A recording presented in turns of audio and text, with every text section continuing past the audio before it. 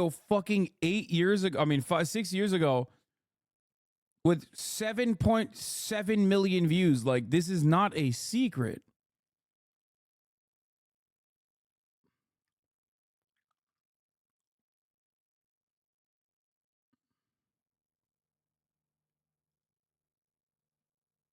But let's do a little bit of a deeper dive into it, I think. 90s. Nickelodeon was kid everything. And you better hope that your house had cable. Wasn't there to educate you. We were there to have fun, to get slimed, to be entertained. And this is when Dan Schneider arrives, Nickelodeon's golden boy. He created these shows that were hugely successful for them. No one had ever really done sketch comedy starring kids for kids. He launched the careers of child actors who became major stars. For 20 years, he shaped children's entertainment and culture. Thank you for being here. But that marked one of the darkest chapters.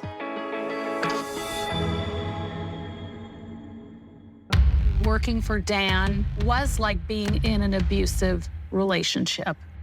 Dan's treatment of people on his shows was an open secret. So my lawyer filed complaints, gender discrimination, hostile work environment, harassment, and it was so devastating. How safe can any kids be in that environment? There would be even bigger problems down the line with actual pedophiles on set. These are 3 predators who worked at Nickelodeon, all in a short amount of time. Hey guys, we're ready for you. It was a toxic environment. It made me trust people less. We were there for so many hours. You get comfortable with people until you're not. I had no idea what I was saving my son from. It was a house of horrors. They find this enormous trove of child pornography. The officer said we found Ziploc bags, each one with a girl's name on it. 11 charges of child sexual abuse related to a child actor. It made me wonder who was being hurt. I've been waiting 17 years for today. It wasn't dealing with anybody on the shows or anything, right? It was a child actor. On one of our shows. Yes.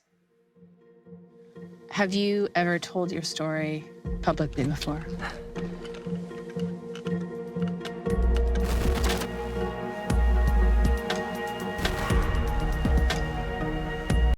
So yeah, this was on Max. Back for their GM.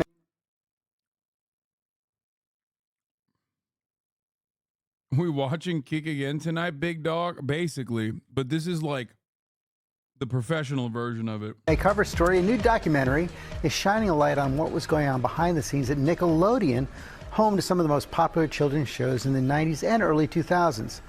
Eva Pilgrim sat down with 2 of the stars. Good morning, Eva. Good morning, y'all. Watching back some of these scenes and sketches now as an adult, it hits you immediately how inappropriate some of this content was. So much so we can't even air some of them in our story this morning for the children on these sets. They tell us many of these jokes went over their heads, but the adult behavior was all around them. Wait, what the fuck? This guy literally a day ago got Dan Schneider on and interviewed him? What the fuck?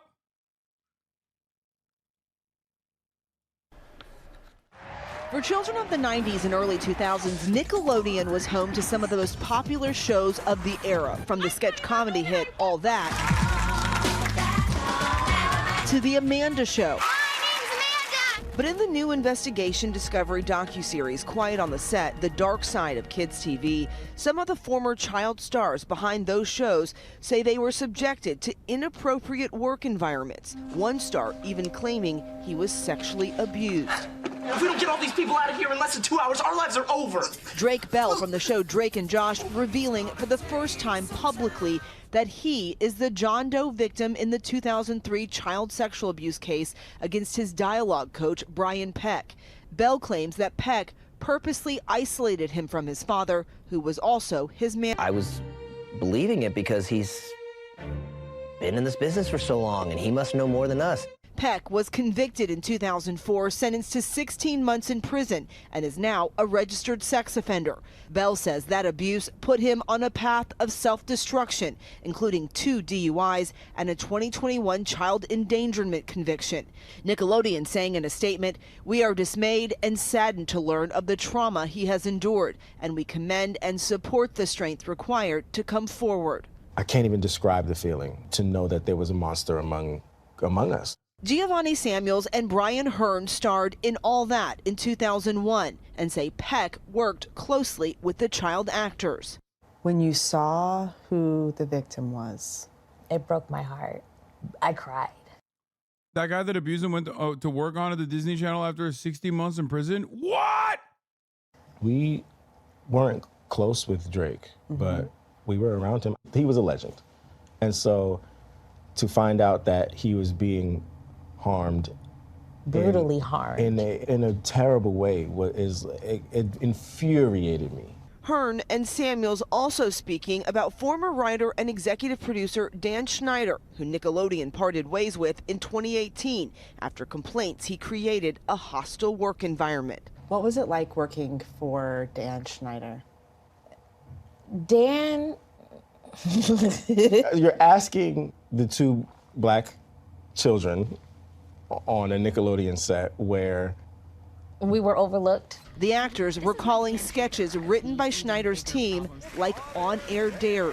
Yeah. Those were torture moments for all of us. Hearn's dare had him covered in peanut butter and then licked by dogs. My on-air dare, I was saying, I don't like this. And to see that is... And to voice it. And to have voiced it. I don't like this. And to be ignored because, oh, it's funny. Yeah. Was it funny? Who was it funny for? Right. It wasn't for me. Hearn and Samuel say they hope the series sparks an important conversation about the treatment of child actors. Your childhood is going to be a little tainted after watching it, yeah. But I hope that it helps you protect the next group of kids that comes up.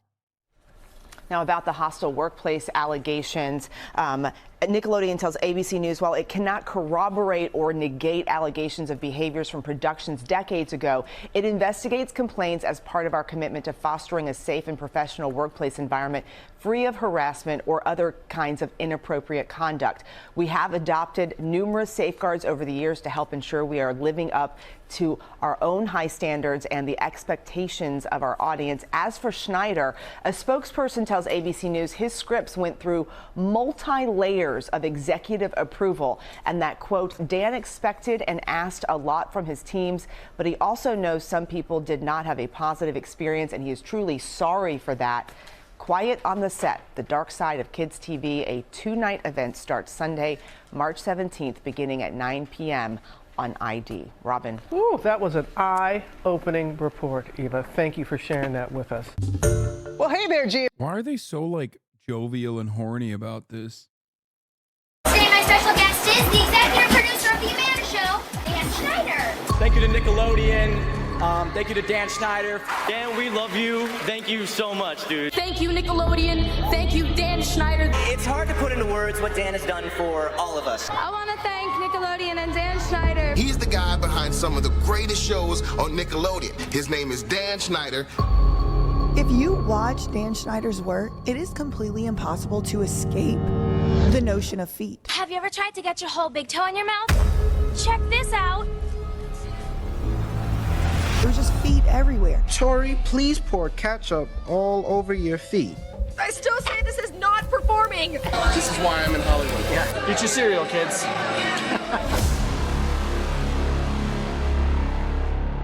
Hey, Dan Schneider, look what you've done to me.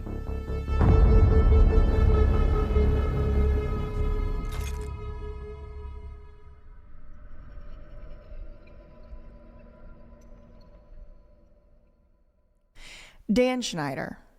Boom! He is responsible for the prolific careers of a bunch of people, bunch of shows that we all. By the way, Brian Peck lied about his felon status at Disney and they didn't do a background check on him due to his previous accolades at Nickelodeon. He got fired after they found out. So Disney didn't willfully ignore his felony conviction? Yeah. I think he only did 2. Have come to know and love, from millennials all the way to 2013 Nickelodeon tweet asking for feet pics. Salmon Cat tomorrow, right on the bottom of your foot. Take a pic and use Salmon Cat Saturday, and we'll retweet it and follow until our fingers get sore.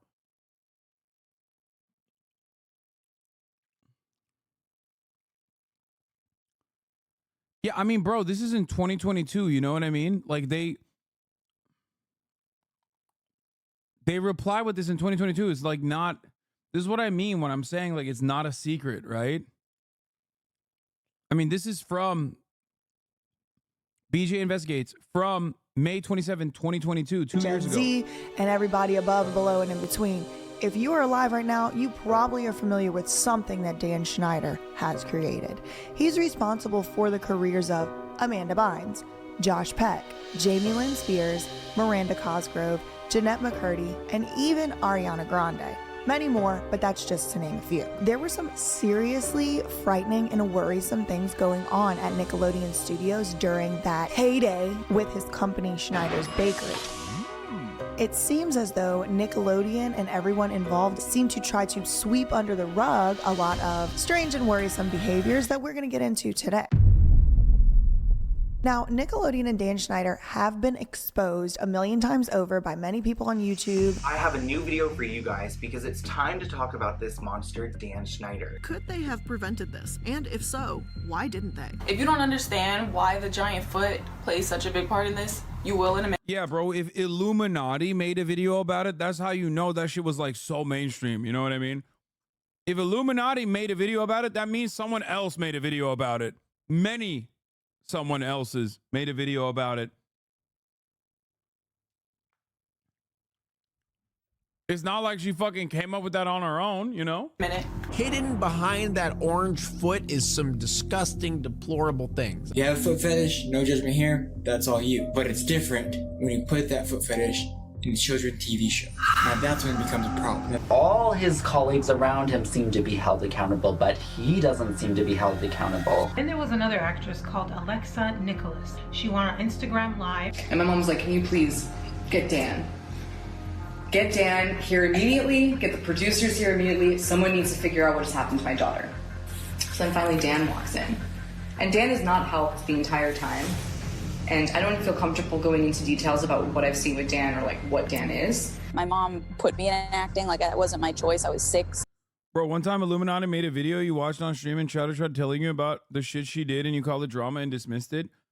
Yeah, because at the time it was fucking drama, dumbass. The chatter was talking about some other shit, like yelling at like fucking Legal Eagle or something.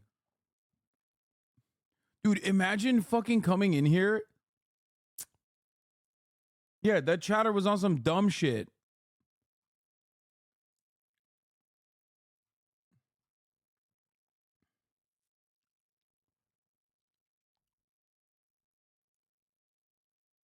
Brian Peck was pen pals with John Wayne Gacy and had a painting made by him? Wait, what the fuck?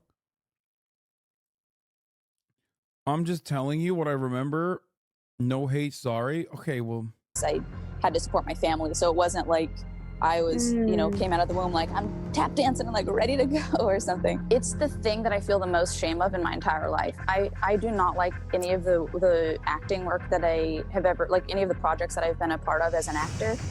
And even talking about it, honestly, my heart starts to race and like I feel like I almost could cry. So now, according to a website called Looper.com, for years, prolific producer Dan Schneider occupied a prominent place in the world of children's television, as we've just discussed. Throughout the late 90s and early 2000s, Dan and his Schneider Bakery banner oversaw numerous hit shows on Nickelodeon, including All That, Kenan and Kel, Drake and Josh, and iCarly. At the height of Dan's fame, bro, this is one of those moments where, like, me growing up in Turkey, I didn't see any of this shit. Like, we didn't have or maybe they did have it on television, but I never saw any of this shit. These are the parts of the, oh God, this photo is so fucking creepy. Like, I saw bits and pieces of Kenan and Kel, but that's pretty much it. Like, He was Oh. likened to fellow TV titan Norman Lear by the New York Times, a comparison that should indicate just how respected he was at that point in time. I don't like Dan. So now let's get into some of the weird stuff that this man is responsible for doing. Like, first of all, we cannot ignore the feet. I think they had Dijitürk. I think Dijitürk had Nickelodeon or Disney Channel. Did they have Disney Channel? Türkler. Ha. D-Smart ve Dijitürk'te vardı Nickelodeon ve Josh için izliyordum sürekli. I think, oh, the other one is Drake and Josh. I have seen some Drake and Josh as well.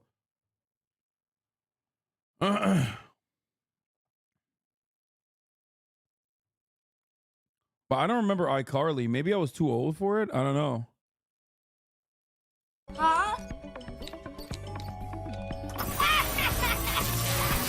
So basically what happened is a few of us started getting a little older, and we would revisit some of Dan Schneider's shows like on Nick at Night or just reruns or whatever. And we started thinking like this very familiar feeling across all of us, like, what the fuck were we watching? Oh, yeah. Oh, yeah. iCarly was my demographic. I'm 22 years old. Oh, okay, that makes sense. Çeviri ve seslendirmelerin aldığı zamandan bize bir gen geride geliyordu. Yeah, that's the other part. We have translation, dubs, and also licensing rights that made it so that I also watched it late anyway. I probably watched Drake and Josh like after you guys watched it as well. So by that point, I was like not as interested in those shows, I think. Yeah, we did. We have the Disney Channel, and we have yeah, see? It launched on 2009, April 2007. Chat. I left the country in 2009. You know that, right? Like, you're literally talking about shows that were in my life, like, or channels that were in my life for 2 years by the time I was already in high school and about to leave the country. So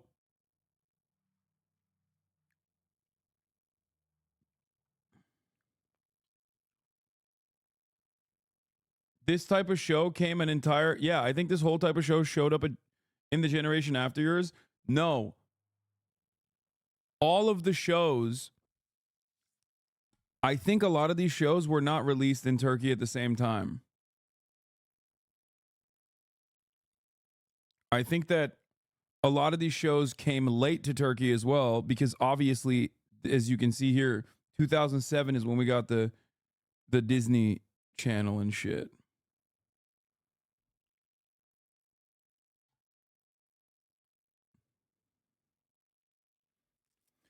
But yeah, I mean, it doesn't matter. Look, Turkey took a fat L on that front, but I guess it turned into a W, as I'm recognizing now. Just like the Turks don't see ads at the top of the hour, so that's a big W for them. Whereas you do see ads at the top of the hour,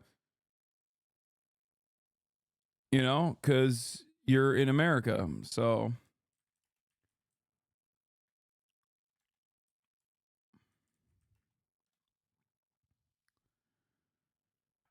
you can, of course, avoid seeing those ads at the top of the hour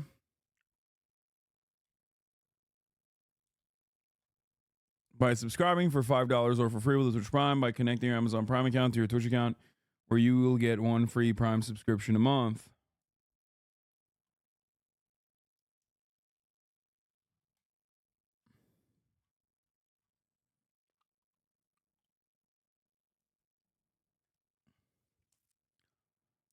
But yeah, here's Nickelodeon. Nickelodeon was on Turkish television before Disney Channel was.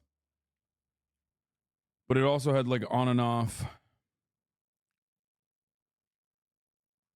And the IPs that they show on Nickelodeon were different, I think, than IPs that they show now.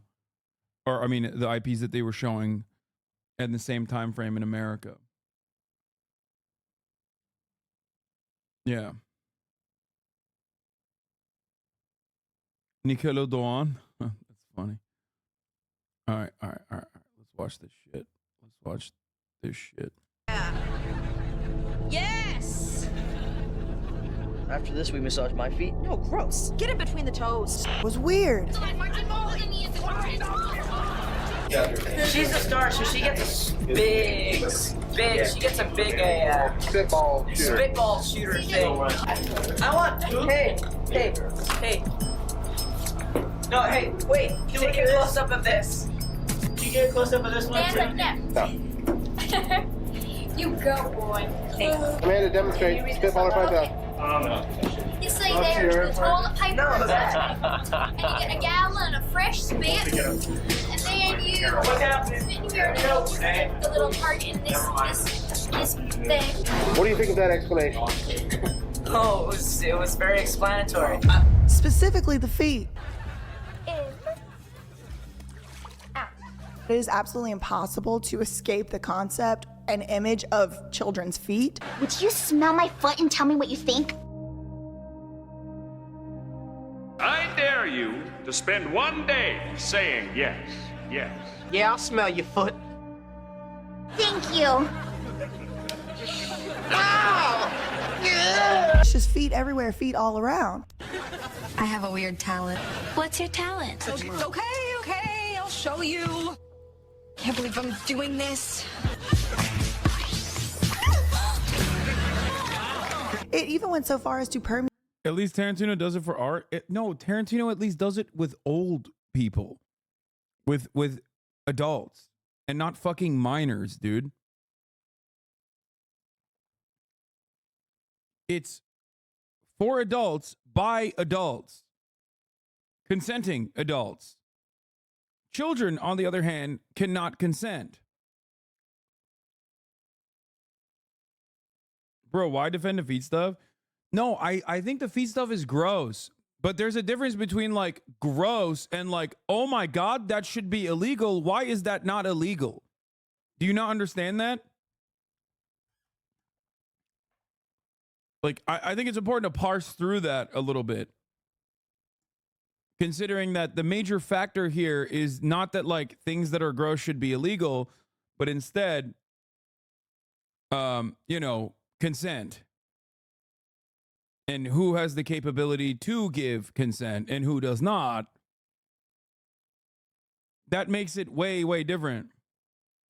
Permeate onto Nickelodeon's actual logo for some time, like in the late 90s, early 2000s, a big foot. It was just feet everywhere. And at the time as a child, I think I probably just thought it was funny or whatever. But when some of these fans, reporters, journalists started to look back at these shows with a little bit of perspective, they Yeah, this is a good take. Chatters think I like feet and I like children's feet is the same sentence.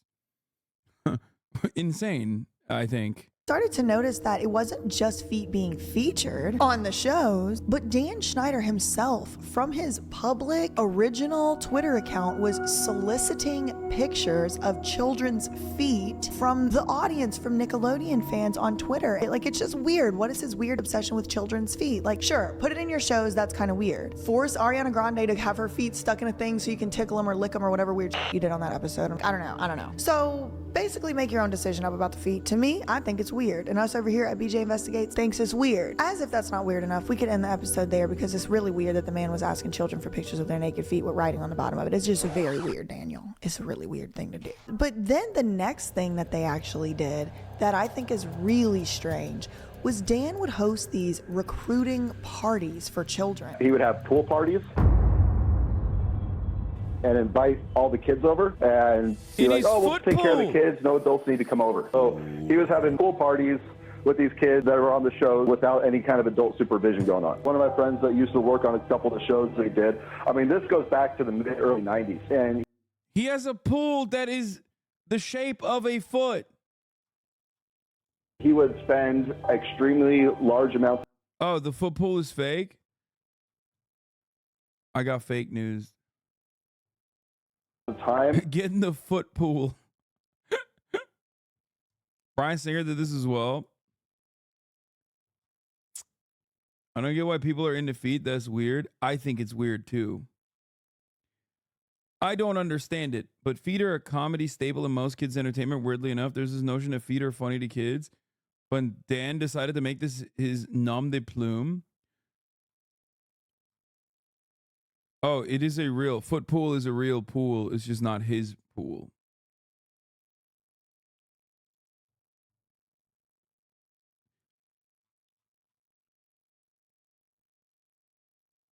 very weird that such a thing exists.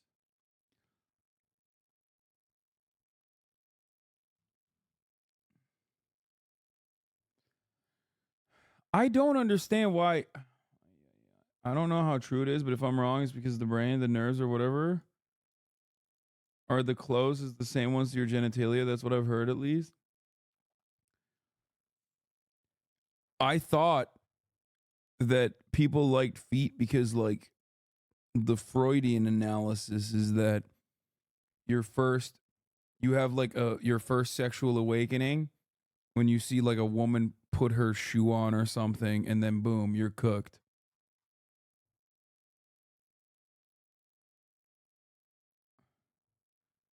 The goon theory, yeah.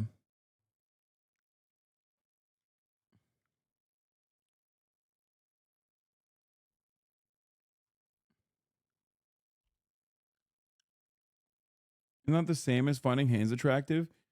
Dude, hands, for the most part, I think is something that women are into, whereas feet is mostly like men. So that's why one is like seen as like an odd thing, but not even that odd. The other is like a gross pervert fetish. Why? Because when men are into shit, we take it to the next level, dog. We go above and we go beyond. Okay? The hand thing, like, yeah, some women are into hands. I don't really understand it. But like, I've never heard somebody get grossed out by like a hand fetish. Or even someone referred to hands as a fetish. Partially because women are not as gross as men on average about their sexual desires. Freud is a notorious fraud. He used psychology to justify his fetishes.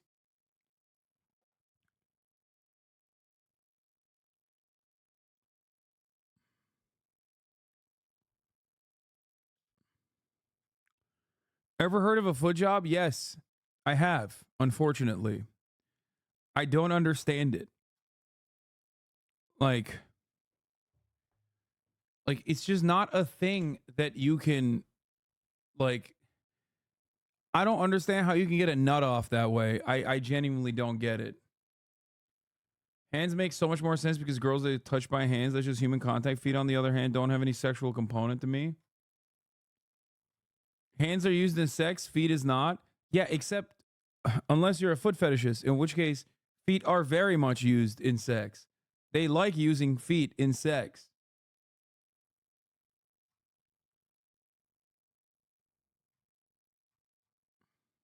Along with the kids in their dressing rooms, without any adult supervision in there either. He was just he's just a sick dude, and people have known about this in the industry for a long time. This isn't anything that's new to people within there, and it's not anything new to Nickelodeon either. I don't know why Nickelodeon continues to put up with this guy. So in 1997. What? I don't know why Nickelodeon continues to put up with this guy. Chat, is this real? Why is he smelling Michelle Obama?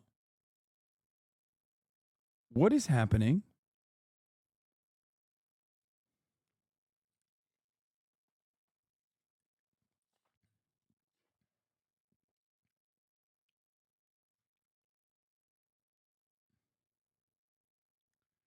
Yeah, he would do this pose as a joke. He did it with a lot of people as a trademark meme.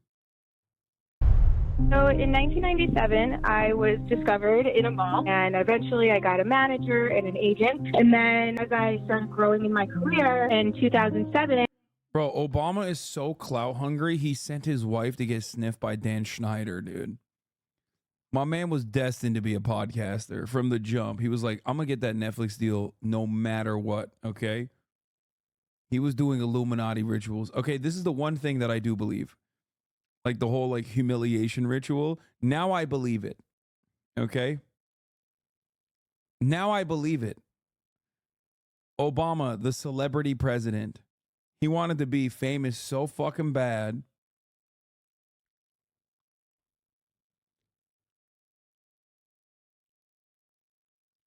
you know? And my agent contacted me and my family about possibly getting a good Nickelodeon gig. I personally, at the time, I watched a ton of Nickelodeon and I was very immersed in that lifestyle, so I wanted to pursue it. My mom, and she was my manager at the time, she had some, you know, reservations about it. She didn't really want me being exposed like that, especially because in the audition call listing, they did mention, like, you know, wear something cute, like wear spaghetti straps or a skirt or, you know, whatever. And my mom, when she told me later on that whenever she saw things like that, she thought that it was a little uncomfortable for people to be telling kids what to wear. How old were you at the time? I was probably around 15, 14 years old. And I was actually considered older at the time for what they were looking for. So in 2007, my agent called about the Nickelodeon show. It was for Zoe 101, but because that show, I think, was getting canceled at the time. It looks like the Spears family is growing again, but this time it's not Britney Spears who's expecting. It's her 16-year-old little sister, Jamie Lynn. Dude, why are they covering this in the most cheery fashion possible? What the fuck's going on? That's insane. That is, what the fuck? Dude, what was going on in America? What the fuck was going on in America? Oh my God, dude. I'm not gonna lie, this is one of those like overcorrective things that Zoomers have done that I'm totally on board with. The whole like age gap discourse, perfectly valid, dude. Because the inverse of it is so invalid and so wrong. What the fuck? America's celebrating moms. Yeah, woke culture took this away from us. Back in my day, a 16-year-old could be impregnated by an adult potentially. Nickelodeon did put out a carefully worded statement saying, quote, "We respect Jamie Lynn's decision to take responsibility in this sensitive and personal situation. Our primary concern right now is for Jamie Lynn's well-being, not our show, Zoe 101. They were looking just for anything, and then Dan Schneider's next show was iCarly. So they were looking for, you know, extras or possibly like a lead type of role. So, of course, my agent jumped on that opportunity, and we flew out to LA for this audition. And when we got there, it was probably like 200 kids, and then these random agents hand-selected specific kids that they liked or, you know, showed some charisma. And then once about 40 kids were selected, we were then told to take off our shoes and that we were each going to go into a room to show the producer, who is Dan Schneider, the tapes to see who he would want on the show. And of course, you know, we always ask, like, what would you like us to be doing once we're in there? My agent told me, you got to just take off your shoes, just like run around in front of the camera, you know, talk about how much you love being barefoot. And at the time, even, you know, it was like, okay, that's weird, but it didn't think anything of it because I was still young. Then when I saw other kids doing it, like their parents were like, take your shoes off, like we're going in, like this is it, this is your thing. You know,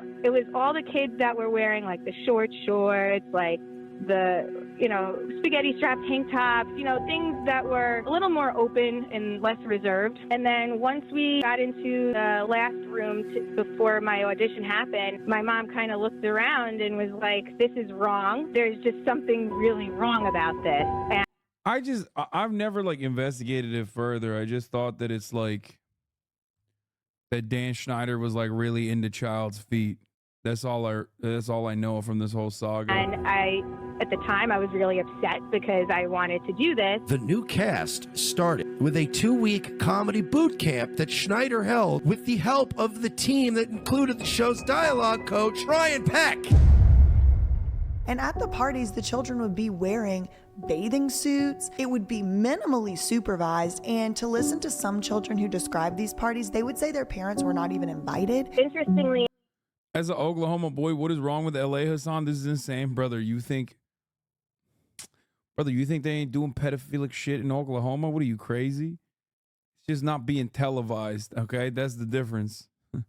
The fuck?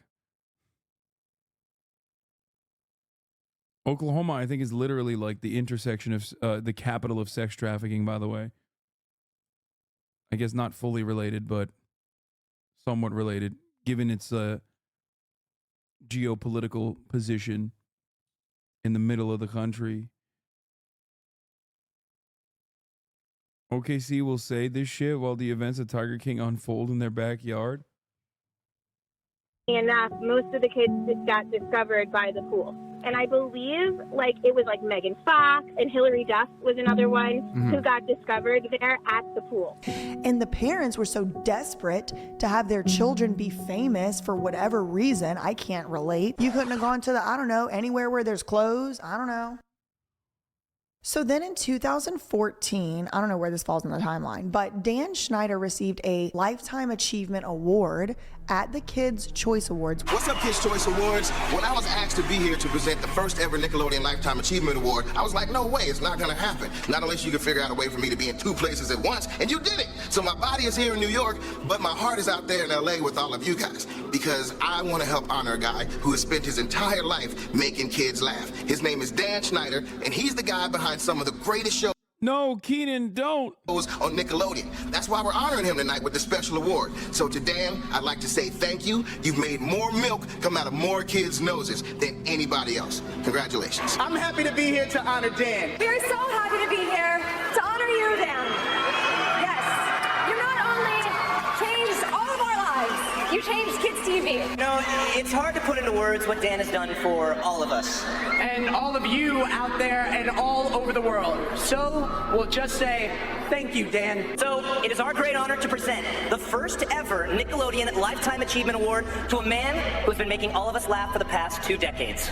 Put your hands together for the one and only Dan Schneider! So here come big old Dan Schneider, surrounded by a posse of teeny boppers, all of them hanging all over the man. It's really weird. So thank you for making my life great and just making every day so freaking fun! Thank you, guys! Kids' Choice Awards 2014!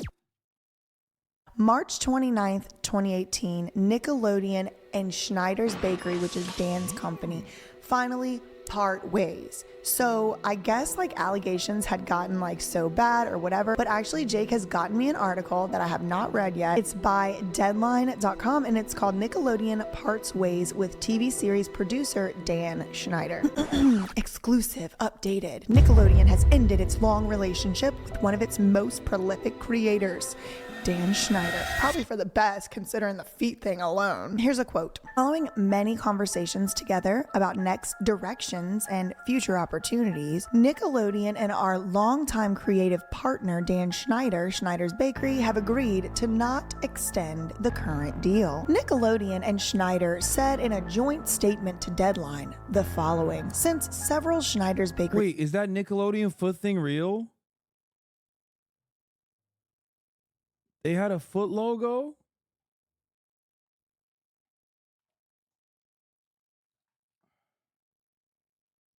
Bro, that shit is so nutty. What the fuck?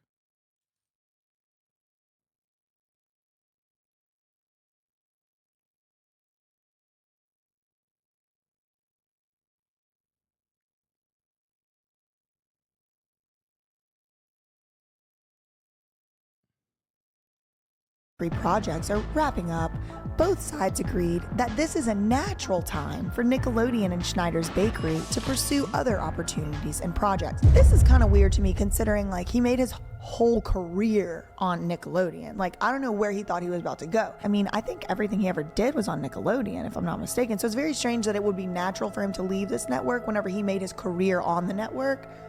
Maybe it had something to do with something else not maybe natural.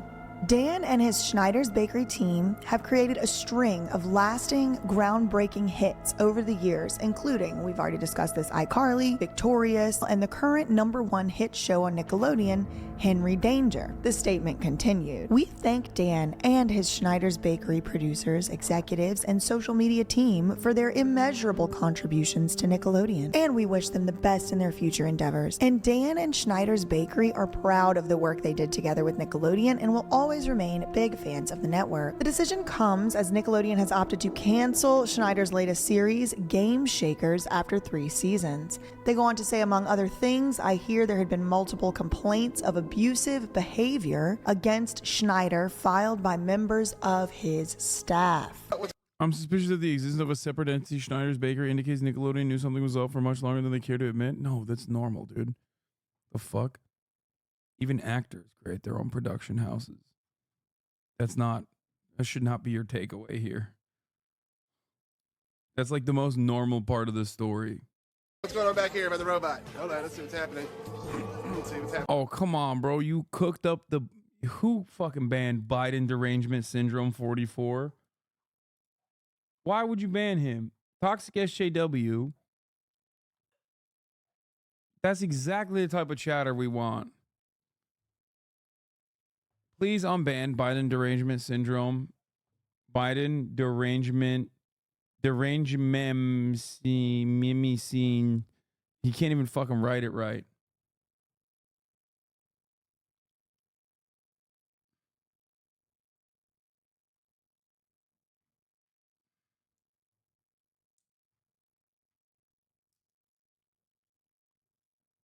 Oh, fuck. I modded him.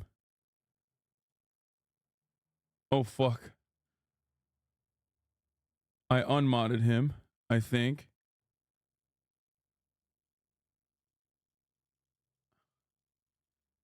Oh, shit. Oops. I modded him and unmodded him. Oh, my God. Imagine. He just bans everyone. Oh, no! I haven't got my costume on yet. Are we close to bowling? Sorry, caught Jerry in a bad moment there. How much attention does Jeanette need? I was trying to avoid it. What did the young shrimp say when his mom said he wants charity of his toy?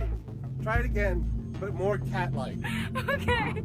For years, Schneider had been under a cloud of suspicion over the treatment of some younger stars of his shows. Among the things that have raised eyebrows are his tweeted photos of the toad. None of this content is new. Dan Schneider is not a kid diddler. You can think of them as creepy all you want, but the rumors aren't true. Wait, what?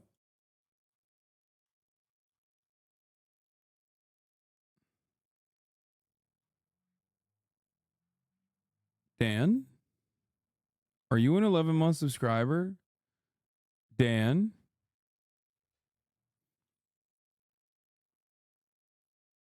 Dan?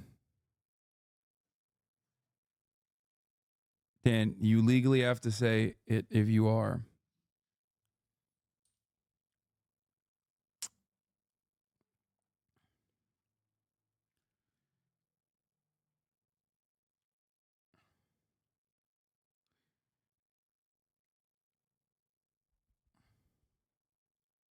Of his young female stars. Y'all, one thing I will tell you right now is people will actually pay money to look at your feet. I did not know that. That was news to me. But I will tell you that that is the truth. So he's just putting it all out there on the internet for free, these children's toes.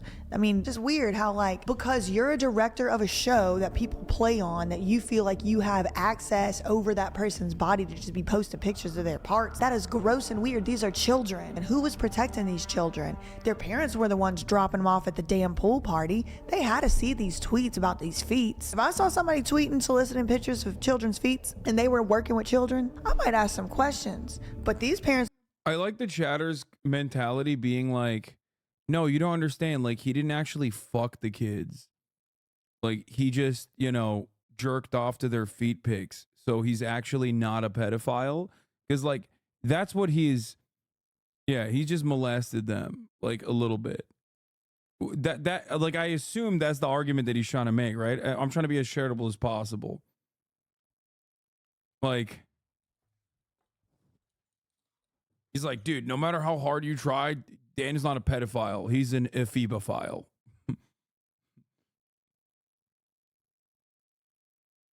The fuck?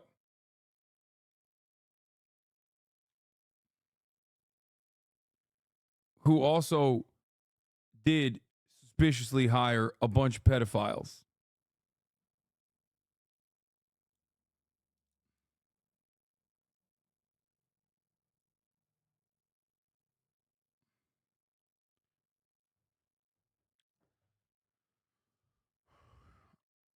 Yeah, technically not even a phebophile, ephetophile. don't seem to have. I don't know. Maybe they did. I wasn't there. Schneider has been well documented as having temper issues for years. And there's these weird videos too. Like you'll see, like he'll come around with like a, remember the video cameras you used to carry around, like VHS cameras, whatever. He would come around video recording like the stars on the set. It was almost like they would go rigid, like Ariana Grande, like, hey, what are you doing here? That was amazing. That was one of the better things I've ever heard. Hey! Hi, what's going on here? Cut out that part. Why are you sitting on the floor of the set? Because we are. They are. Did you just bark? No. No, I did not. It must be the set ghost. Who barked? The set of Ghost Christmas Past. That was really scary. Did you hear that? Yeah. Like it was very obvious that the kids were uncomfortable. Most people don't give Dan the benefit of the doubt because he's fat and ugly. What the fuck are you saying, dog? Bro, you have to be baiting, right? Like, what the fuck? Like, what's happening? Are you doing fat and ugly solidarity or some shit? Like, what's happening here? I'm trying to understand the angle here because this is very, very weird. This has to be Dan's alt account, right?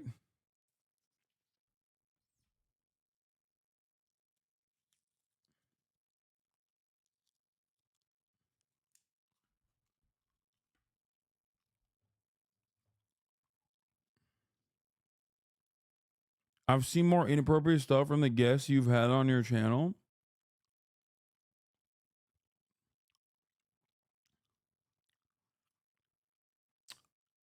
Dude, come on, dude. We can't be doing this. Like the middle of the hour ad break, that's always inappropriate if you're not subscribed. I mean, it's true. It is the middle of the hour. But like, why are you baiting me in the middle of the hour? Being around this creep. So the author says, I hear there was a flare-up last week. This would have been like around March 2018. During a meeting Dan had with Nickelodeon executives where they indicated to him that Game Shakers was not getting renewed for a 4th season. Sources say that Schneider's reaction was at least in part due to the fact that Game Shakers was about to wrap production on its 3rd season the following day with a cliffhanger season finale, which would leave fans without any closure. So that's allegedly what he was upset about. The author says, I hear at the meeting, Schneider was also told that with his other Nick comedy, Henry Danger, on hiatus, another show would move into the production space in the Nickelodeon-owned Burbank studio, which has housed Schneider's series exclusively for the past few years. Sources say that Schneider objected to the prospect of having to share the office and production space with the non-Schneider's Bakery show. So there was a little bit of a turf war, but I think they were already like, you have been accused too much and you gotta go. After the ousting, after the departure of Dan Schneider from Nickelodeon, the New York Times seems to have attempted to actually rehabilitate Dan Schneider's reputation. Schneider's blog and YouTube channel from when he was Nickelodeon's star showrunner captured the way he would interact with the teenage actors and young fans of the show. He posted a video of him spooking the iCarly actress Miranda Cosgrove as she walked into a room. Oh my gosh, that is so mean. But it wasn't that good. I didn't get that scared. You were kind of scared. I was a little scared.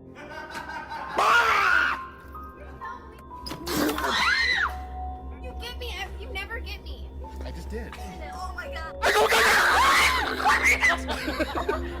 my gosh, that scared me so. But some people who worked on Schneider's shows asked for anonymity. Wait, what the fuck? Okay, but is that actually Dan Schneider's account in 2021? Jamie Lynn Spears got lucky, to be honest. Fuck that whole famous lifestyle. Not true. Zoe 101. In 2021? Wait, who the fuck is this guy? The use of creepy music is very manipulative. Bro, who is this guy?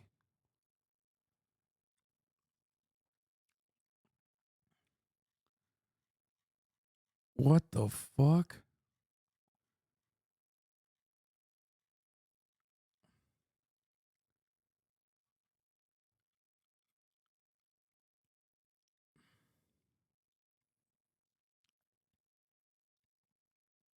It's like a Chapo fan.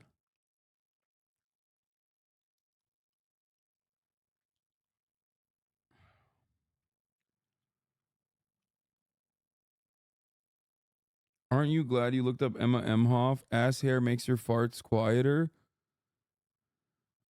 Do you understand single moms can't always shave their whole body for you? A lot of single moms can't always shave. Are you shaming them? Wait, what? Don't bite your painted nails. It will be bad for your health.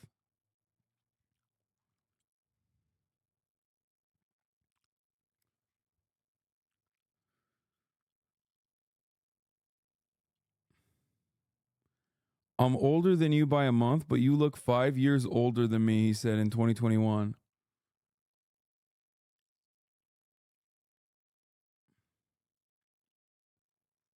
Why can't I keep scrolling up? It's fucking annoying.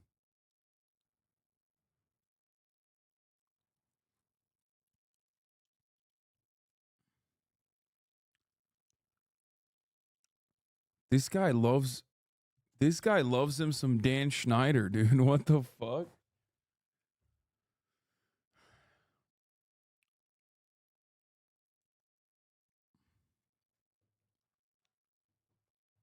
Because Twitch mod view is busted.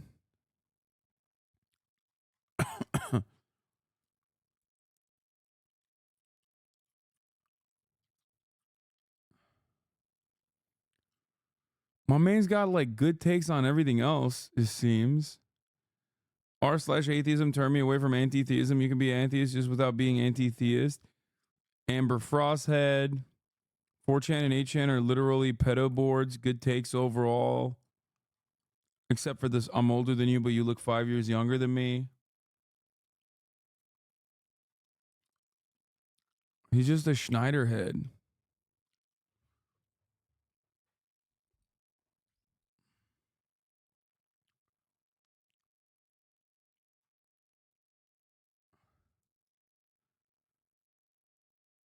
Is that what it is? Is he a Schneider rider?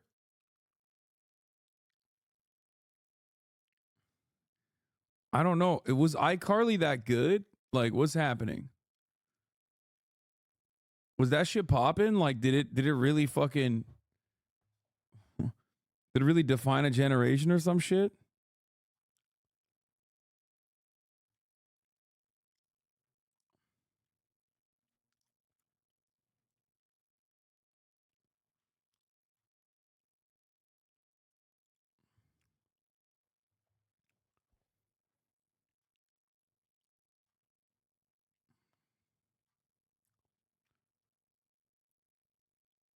What bad thing does Miranda Cosgrove? Dan made very good productions like Good Burger. What bad thing does Miranda Cosgrove have to say about Dan? Dude, I don't fucking know.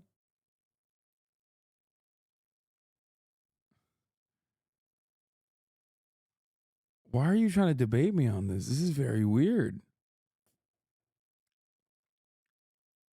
Like, there were people saying good things about fucking Harvey Weinstein too. Does that make him a good guy? Like, the fuck? Why are you trying to debate?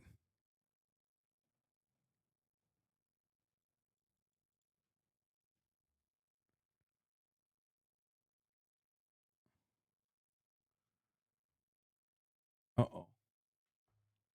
Kaya? Plays. What is this? Is this allowed? All of a sudden? Yeah, don't look at me like that. The average Hasan subscriber experience seems to be that you agree on politics on everything major for years until some really niche, obscure subject comes up.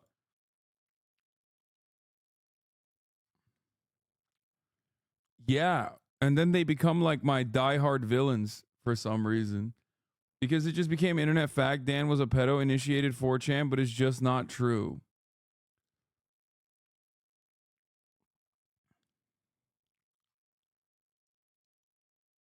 No, I know. He said people are not giving Dan the benefit of the doubt because he's fat and ugly.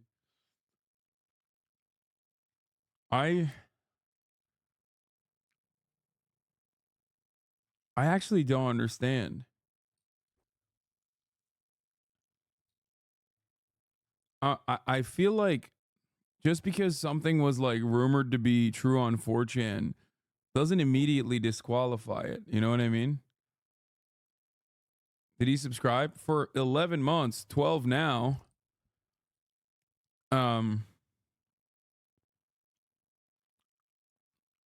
do think that like a lot of the stuff, a lot of the rumors are a collection of statements and like overall weird shit, including like the hiring of multiple people that predated on children. It doesn't make it untrue. It's just a red flag. I know, but you're not just saying it's a red flag. You're saying it's wholeheartedly untrue. Because they feared that they would be basically retaliated against by him. She say nice things about me? Because I will tase her if necessary. Uh-oh. I have the taser. We haven't had to use it in a long time. But I said lots of nice things. So I said nice things about you. Oh. That's going to get on TV. That's going to get on TV. They said they viewed his chumminess with young actors as awkward and odd for a powerful, middle-aged showrunner. I agree completely. Several recalled that he often spent time during the workday interacting with young fans on. Dude, chatter about to be like, dude, those are just like fucking not weird. You know what I mean? Who amongst us doesn't want iCarly's and Sam's toe pics, like tweeting about like a 14-year-old's. Bro, one of the rumors was that he impregnated Jamie Spears, objectively untrue as defamation. Okay, but we're not talking about impregnating Jamie Lynn Spears. I don't know who impregnated Jamie Lynn Spears. Like, you're not addressing the not rumor in front of your face.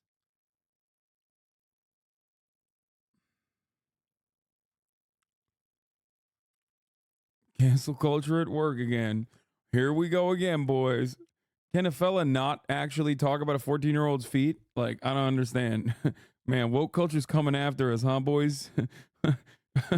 Men really can't do nothing nowadays. Called that he often spent time during the workday interacting with young fans online. And then after.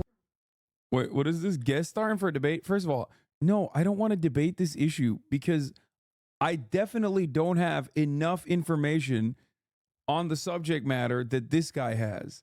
My assessment currently is Dan Schneider kind of weird, okay? Very weird. And also, it ranges from like really weird and holy shit, this should be illegal to like, oh, that definitely is illegal. How the fuck did that actually happen? I don't want to fucking talk to a dude. It's like if I know nothing about why the world isn't flat and had to debate a flat earther. You know what I mean?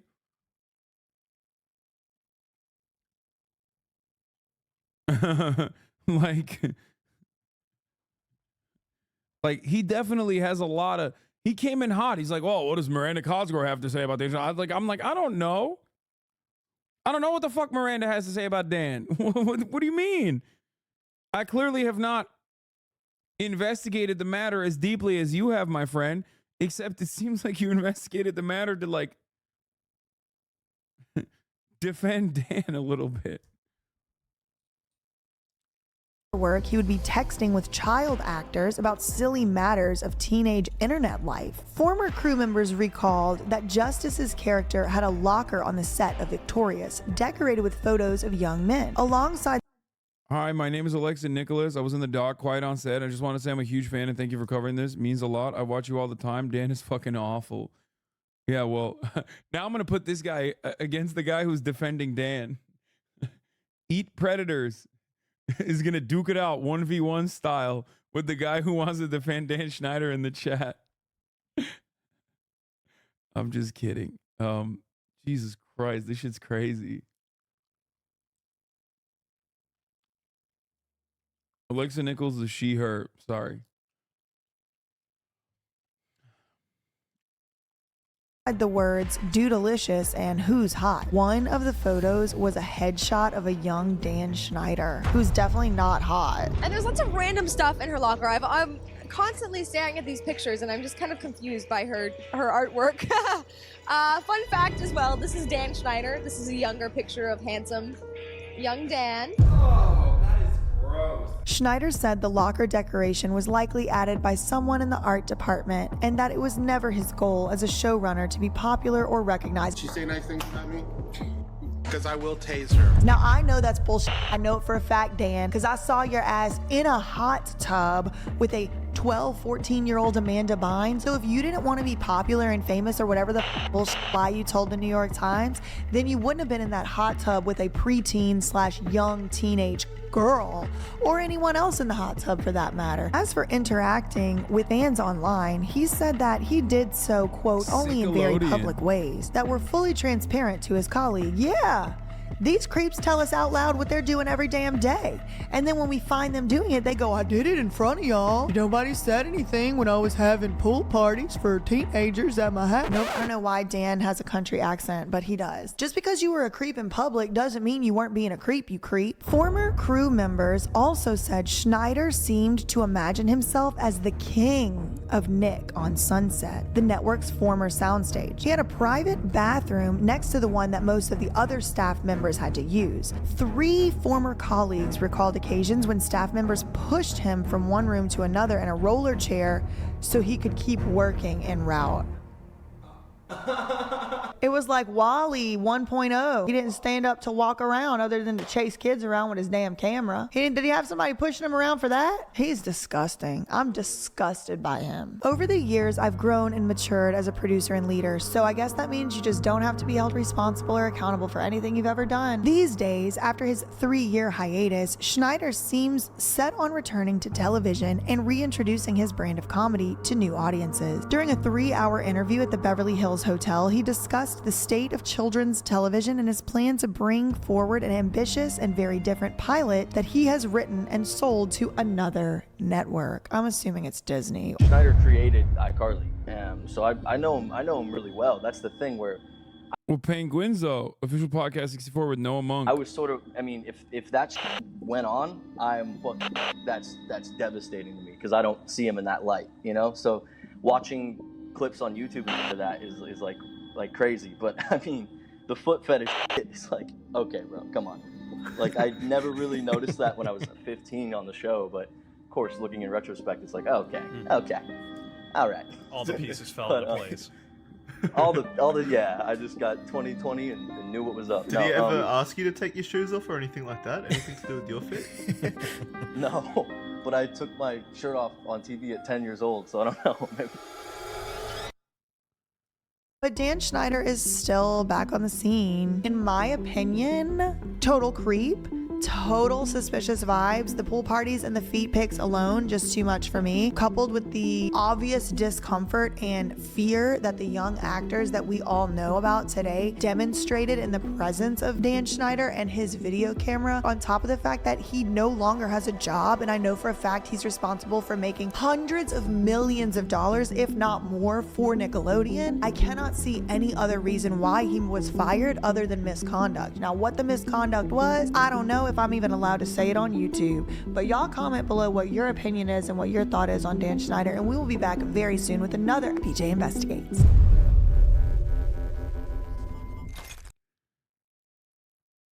That's crazy, man. I mean, this is the Dan Schneider scandal of Nickelodeon from 2018. So the new documentary that came out actually features a bunch of new stuff, as far as I understand. New things such as like obviously revealing that Drake Bell was the original, one of the children that got Brian Peck, the voice coach, fired and also put in prison. A very good in-depth video of the actual allegations. A known associate of Schneider's, Brian Peck, was convicted as a child offender in 2004 after he used his movie industry role to a Nickelodeon star. Peck, who worked as a dialogue coach, was allegedly one of the people who helped Schneider recruit child stars at his camps. In a 2002 article titled "Room to Be All That," it is revealed that Dan Schneider and Brian Peck would host comedy boot camps for Nickelodeon child stars, where they were. Dan is a scum through and through, but he was fired for labor and union violations. For some reason, Nick was all fine with the kid gross stuff. I mean, they could have just used that as the reasoning to not say that, like, hey, we hired a dude who was like predating on children regularly. Like, they could just use that as a reasoning when they saw that, like, the money well was drying up.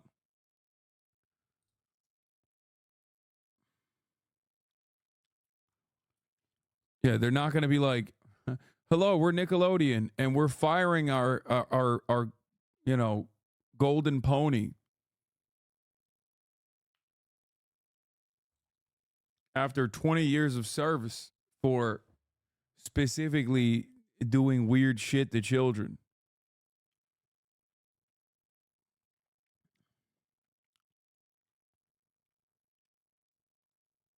Why are Q people not more invested in this? I think some probably are. Most of these famous media companies are being filled to the brim with sex pests. What does Dan say in the interview that you pulled up earlier? Does he defend himself? Yeah, I kind of want to listen to that. Here's what Alexa Nicholas said. Quiet on set apology. I don't feel any remorse for him. This is all about power and control. The former Nickelodeon actress says after the Dark series called out her old boss's behavior, as if he just one day had a fit, is how he's acting. Like, I'm sorry, it was just this one-time event that people were affected by it. I don't even feel any remorse for him. He's not even crying. I know everyone deals with their own emotions their own way, but I don't feel anything from you, Dan. I don't feel a thing. Embarrassing for you, dude. Stop it. There were two women splitting a salary. I'm going to cut to the chase here. Nicholas continued. You don't feel anything, Dan. You're like every freaking privileged white male I've honestly ever met on set. You don't even know what accountability is.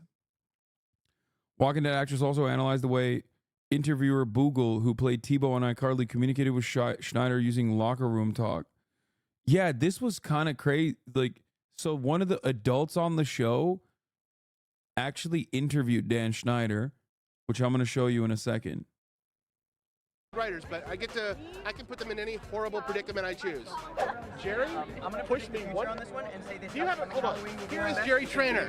Hey, the semi-talented actor who plays.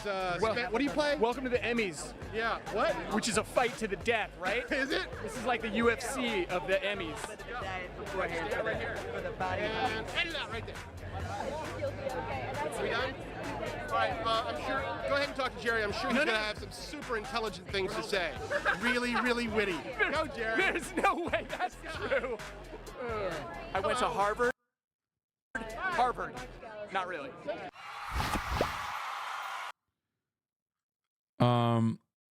Michelle Obama appearing on iCarly. Oh, here, we were going to watch. Dan Schneider talks about quiet on set. I played Tebow on Nickelodeon's iCarly. That embarrassed that I... Hey, it's Boogie. I played Tebow on Nickelodeon's iCarly. I got a chance to watch the Quiet on Set program, and I reached out to Dan to see if it was something that he'd be willing to discuss. I'm pleased to say that he said yes. Dan, how are you? This is on Dan's own... I'm okay. I really appreciate you reaching out and giving me the opportunity to talk to you about what we saw over the last 2 nights. I'm really glad you're here because I believe this is important. For sure. We've got a lot of things to unpack. But before I dive into my list of topics that I'd like to discuss, is there anything you'd like to start off with? Absolutely. Watching over the past 2 nights was very difficult. Me facing my past behaviors, some of which are embarrassing and that I regret. And I definitely owe some people a pretty strong apology. Let's talk about the massages. Okay. Watching the content yesterday, it was disturbing. It was wrong. It was wrong that I ever put anybody in that position. It was the wrong thing to do. I'd never do it today. I'm embarrassed that I did it then. I apologize to anybody that I ever put in that situation. And even additionally, I apologize to the people who were walking around Video Village or wherever they happened, because there were lots of people there who witnessed it who also may have felt uncomfortable. He's like, there's lots of people that I gave massages to.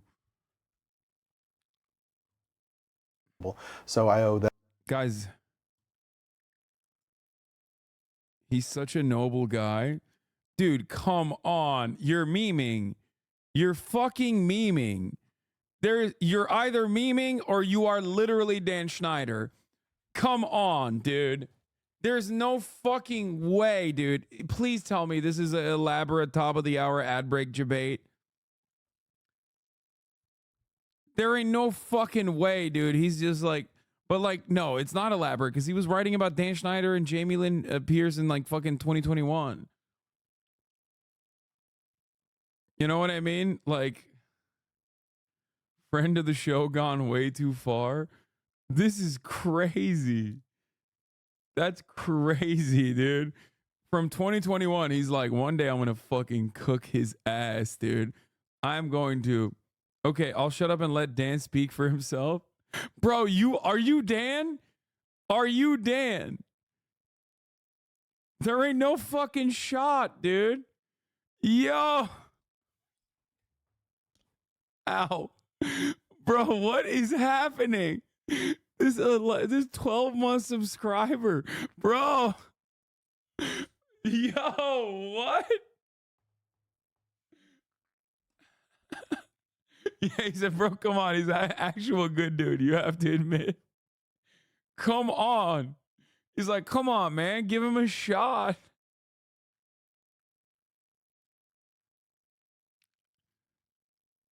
Oh my God, dude. What the fuck? Bro really loves iCarly, dude. He's like, come on. That's anyway, here's the 3-minute ad break now, by the way. Okay. Jesus Christ.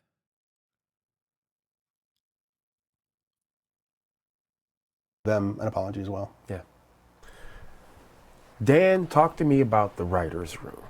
From what I saw, not cool. No, and I don't mean to cut you off, but if I can cut right to the chase, let me just say, no writer should ever feel uncomfortable in any writer's room, ever, period, the end, no excuses.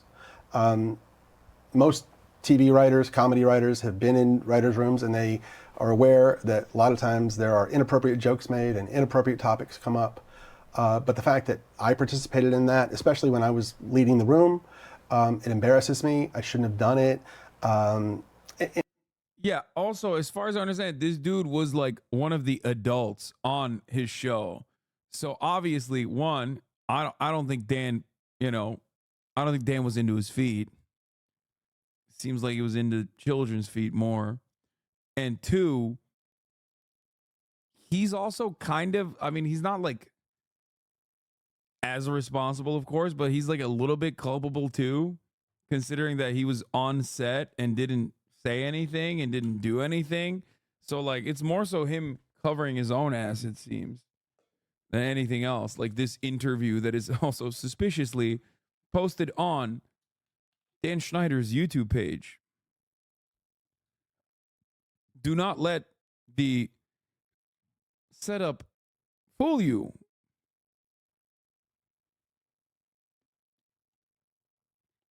And I can tell you why it hurts really bad for me. I remember very clearly my early experiences, my first experiences in the entertainment business. I was green, I was scared, I was excited. It meant the world to me that I was getting those opportunities. And I went in and I got lucky because they were great. My first couple of experiences were fantastic. And the fact that I didn't pay that forward to every employee that walked through my door, it hurts my heart because I should have. And I wish I could go back and fix that. In the writer's room.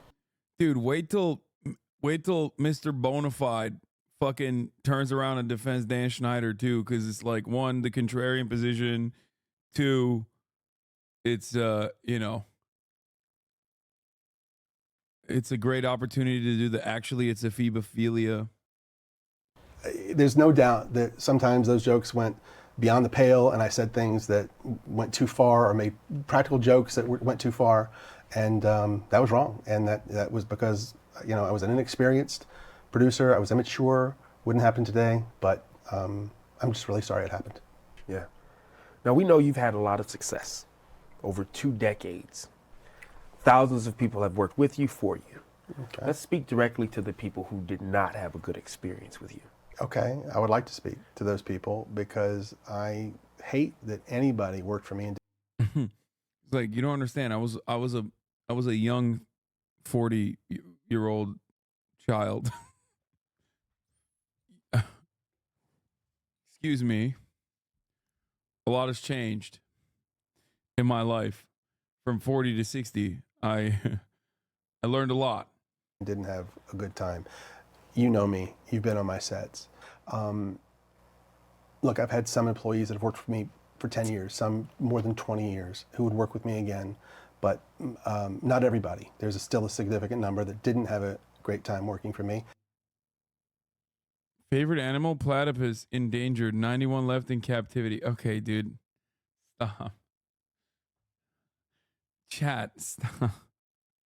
Come on, bro. Okay, I don't want to scare away Platypus 91 because I do want to hear more from him because I want to investigate his mind, okay? He's got a lot of very interesting takes. So stop. Lamau, that was funny. See, he's a Schneider writer, but also like he's got a good sense of humor, it seems. So my batting average isn't nearly high enough in that area. And the way they wouldn't get the best of me is that I would let the pressure of doing 40 or even more episodes per year, I would let that pressure get to me, which a good boss should never, ever do. Was there specific things that you were doing? Sure. I would snap at people sometimes. I would be snarky when I could have given them a nicer answer. Yeah, bro, this is not about that, man. What's going on here? Bro, talk about the feet, big dog, and the hiring of pedophiles. Hello? It's like, yeah, sometimes I had a bad day. Honestly, sometimes, listen, at the Crafts Food Services table, they had the white cheddar cheeses. And I fucking loved the white cheddar cheeses.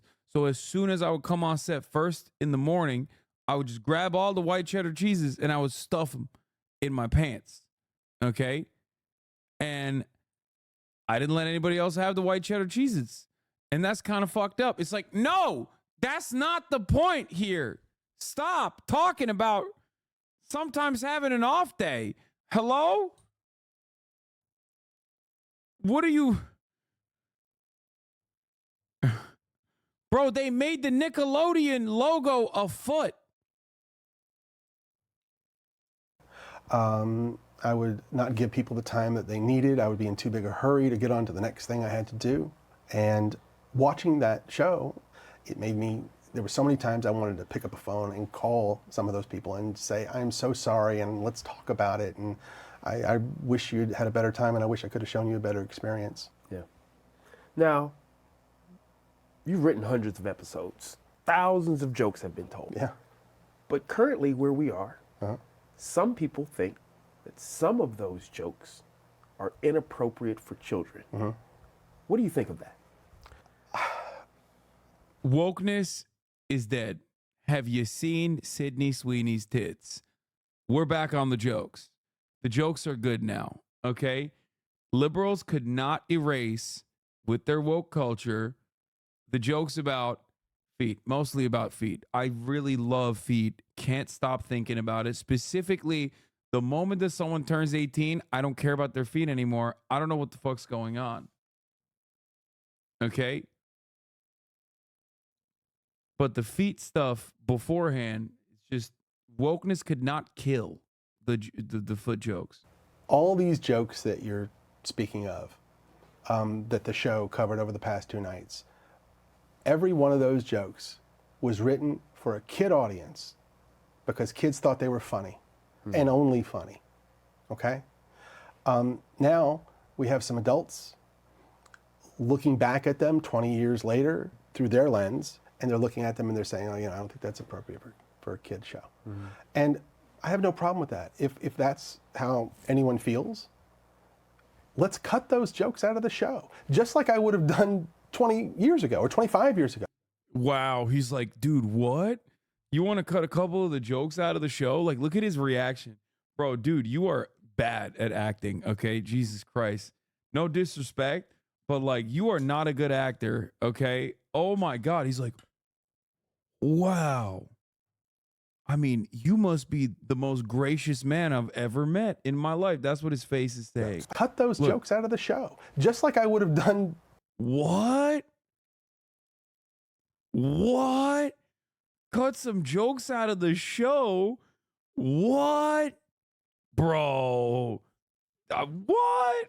20 years ago or 25 years ago. I cut it. I want my shows to be popular. I want everyone to like.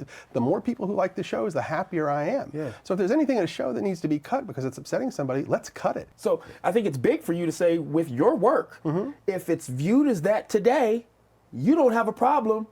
Cut it. Cut it. I mean, that's a solution. Bro, yeah, this is the Tucker Carlson Vladimir Putin interview for the Vladimir Putin of securing weird feet pics of children, Dan Schneider.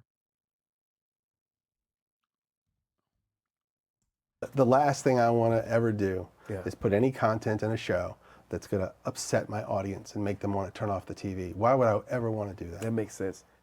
I want to give you an opportunity to kind of elaborate on something. Okay. The thought process from the series is you had the power to just write a joke, and no matter what, it's going on TV. You just had that type of power. Is that true? The notion that I had the power to just produce whatever I wanted and have it air is completely false. Okay. There were many, many levels of scrutiny. Okay? We had executives in LA. We had executives in New York. So two coasts. Two coasts. Okay. Of Oh, damn. He's like, what? Not one coast, but coast to coast? That's crazy. Dude, his reactions are taking me out a little bit. He's like, what? You had that level of control? Like, people had that level of control over your content? Maybe they were the ones making the weird jokes, huh? Not you, Dan. You wouldn't do that, right, Dan? Approval, yes. And by the way, approval at every stage, really. Okay. And I'm talking about wardrobe. I'm talking about makeup, sound, sets, dialogue, jokes, everything. Now, when you say approval, these obviously that's a hierarchy, not your colleagues or people in the room. Okay. No, not my colleagues. No, these are my bosses. Bosses, and then their bosses, and then their bosses. And they're approving all of this stuff. Okay. Okay? And we're also shooting it in front of all sorts of adults and caregivers and the set teacher and who are you to tell a black man what he is saying? No, shut the fuck up, stupid. The families, everybody's watching it. And if anybody had said anything, hey, we don't like that, that's not appropriate, then it would have been cut out. Now, I'm gonna push back a little bit because the series painted you in this way that you were just the guy that was doing what he wanted, and people were afraid to confront you about things. So say, just humor me, say that was the case. What would have been the ultimate way to... Okay, if nobody on the set, if all... Bro, wow, you really push back hard, man. Yo, ease up on your criticism there. Come on now, Tebow. You're criticizing him a little too hard. Wow, what pushback. Dozens and dozens of adults that were on the set, if they didn't say anything, if my bosses said, if they insisted, you got to make a change here, you got to cut that, I had to do it. I had no choice. Got it. Now this next one, it kind of hit close to home. Being a new father, I wouldn't be opposed of... It's a good question. If you had bosses, how come you were able to get away with that shit? What do you mean, bro? They hired pedophiles. The fuck are you talking about? They don't give a fuck. It was the money machine going brrrr. That's all they heard. Hello? Do you know anything about Hollywood? Is this the first time you are finding out about this industry? Any industry, really, but especially in Hollywood? What the fuck?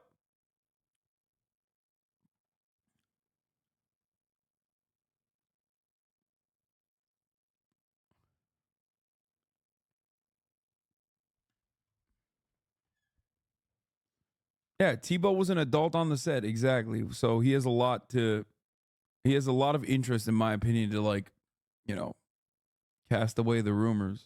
To my child being in the entertainment industry, doesn't matter what age, yeah? Seeing some of those on-air dares, seeing it now from where you are now in your life, what do you think of that? I think that some of the on-air dares went too far. I think they pushed the envelope too far. Not all of them, not most of them, but some did. Nickelodeon wanted to do their version of Fear Factor. At the time we were shooting All That, so I was tasked with doing these on-air dares with the All That cast. So we get with the writers and we come up with all these ideas, and it's hard to do because we don't have the budget of Fear Factor, and we can't put the kids in dangerous situations like the adults are put in. So it was hard to come up with stuff. But we would come up with all these ideas of dares they could do. We would give them to the network, and they would say, tell us the ones that were okay. Right. Those are the ones we shot. Those are the ones that aired. At the time, I had no indication that any kid ever had a problem with them. But when I was watching the show over the past 2 nights, I now know that there were kids who did have problems with the on-air dares. And it breaks my heart. And I'm so sorry. I am so sorry to any kid who ever had to do a dare or anything that they didn't want to do or weren't comfortable doing. We went out of our way to make sure they were safe and that everything was done properly. But if a kid was scared and didn't want to do it, kids shouldn't have had to do it. Yeah. Period, the end. Right. And if I had known at the time, I would have changed it on the... Seems like a remorseful and respectful guy. Yeah. It's always cool when you set up a fake interview for yourself to basically act like you're being grilled by a dude who like agrees with you and says things like, hold on now, I'm going to push back here. What if hypothetically, I mean, obviously you didn't have the power and I agree with you and you were also awesome in the moments where you did have any kind of control. Thank you so much for making me the taco on a stick guy. That was pretty fire. But like in the moments that you didn't have, like, you know, what if your bosses were the ones who were directing you to do such things?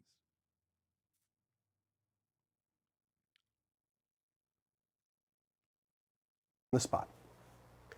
Now, we also saw the series highlight 2 former writers' viewers, 2 women, who spoke about a wage discrepancy. Now, I know that you don't divvy out salaries. Talk to me about that part. Well, you're correct. I have nothing to do with paying writers. I never have. I've never made a writer's deal. And of all the writers I've been in a writer's room with, I never even knew how much most of them were getting paid. Yeah, but we saw these 2 women who were writers for you sharing one salary. How does that happen? It's very simple. There's a common practice in television when hiring writers. If you have a spot for a new writer, sometimes you'll go to 2 writers and say, hey, if you 2 new writers for your first job are willing to share a salary, you can both have the job. Wait, what? Okay. That seems insane, and I think illegal. What does he mean? Oh, it's very simple. I did that shit, was his answer. I love that his answer to this question was, oh yeah, no, we did that. And it was cool because it's very simple. And also everybody does it. Dude, that's awesome. Dude, here, there are allegations that you have used child labor in your poultry facility. Yeah, so here's a really common thing, right? Children, one, they yearn for the mines and sometimes the poultry facilities, okay? And 2, it's really important to teach a child the value of $1 and what it takes to earn $1, which is why I hired children and only paid them $1. It's a very common thing. It's called hiring children. It's simple. Everybody does it.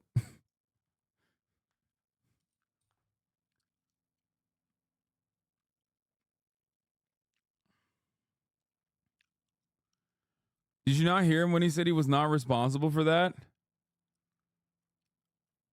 He said he didn't do that explicitly. Bro, he's the showrunner. What the fuck are you talking about? Oh, I'm sorry. I forgot. You believed him when he said that wasn't my responsibility, only to follow it up with, well, we hired 2 people for the price of 1. Like he literally said, no, that wasn't me. I didn't do that. And then immediately, I'm willing to hear evidence of the contrary. Bro, what do you mean? He just said it. His explanation was, I didn't do it, only to follow up immediately with, well, we hired 2 people for the price of 1.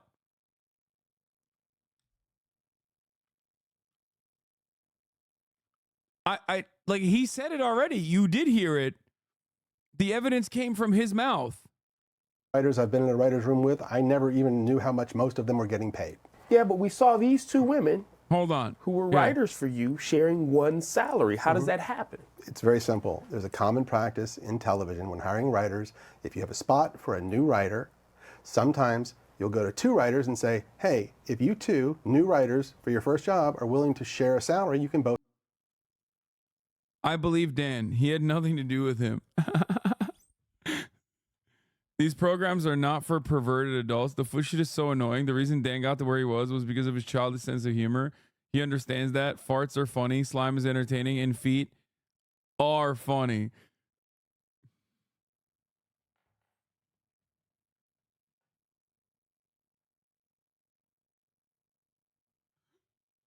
Bro, I believe Dan. He had nothing to do with him. Okay, you gotta be. You're Dan, right? You fucking Danimal. Come on. Come on.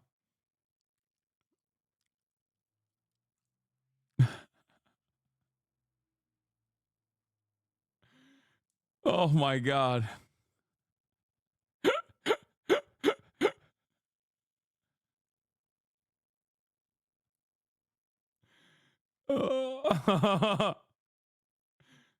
Are you Danimal or are you just a foot guy? What's happening?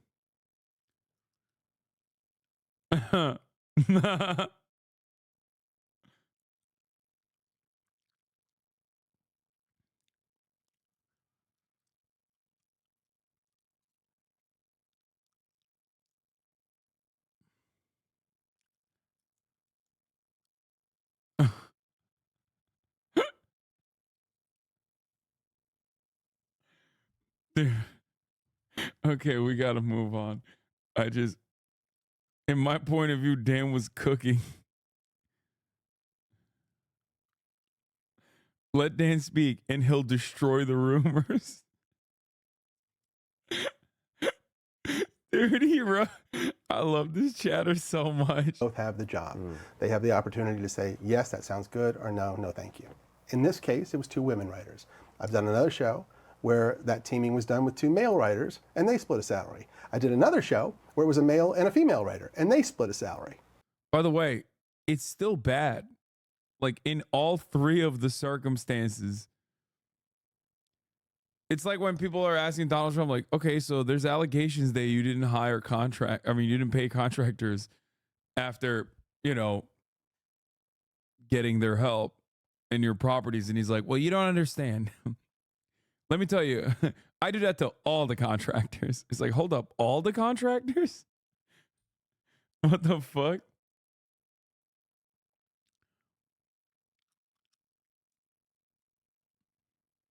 Also, he keeps making it seem like he originally said he's never hired someone and played a role in the hiring process, which I don't believe. Showrunners absolutely have a say in the hiring process. The fuck? It's like Dan Clancy, the CEO of Twitch, being like, yeah, actually, I have no say on what happens on Twitch because it's an Amazon subsidiary. It's like, excuse me? No, you're still the fucking CEO, big dog. What the fuck? You definitely do have say in what goes on inside of Twitch. Like, as the showrunner, he's basically the CEO of the show. It might be under a larger conglomerate, technically. Like, there are Nickelodeon executives, but especially as a showrunner, because this is a creative field too. Okay? Especially as a showrunner, when you get to a certain point in your career, the executives are reliant on you. They'll tell you, like, please make us money, but once you've proven your worth as a money maker, you're done. You can do whatever the fuck you want. both have the job.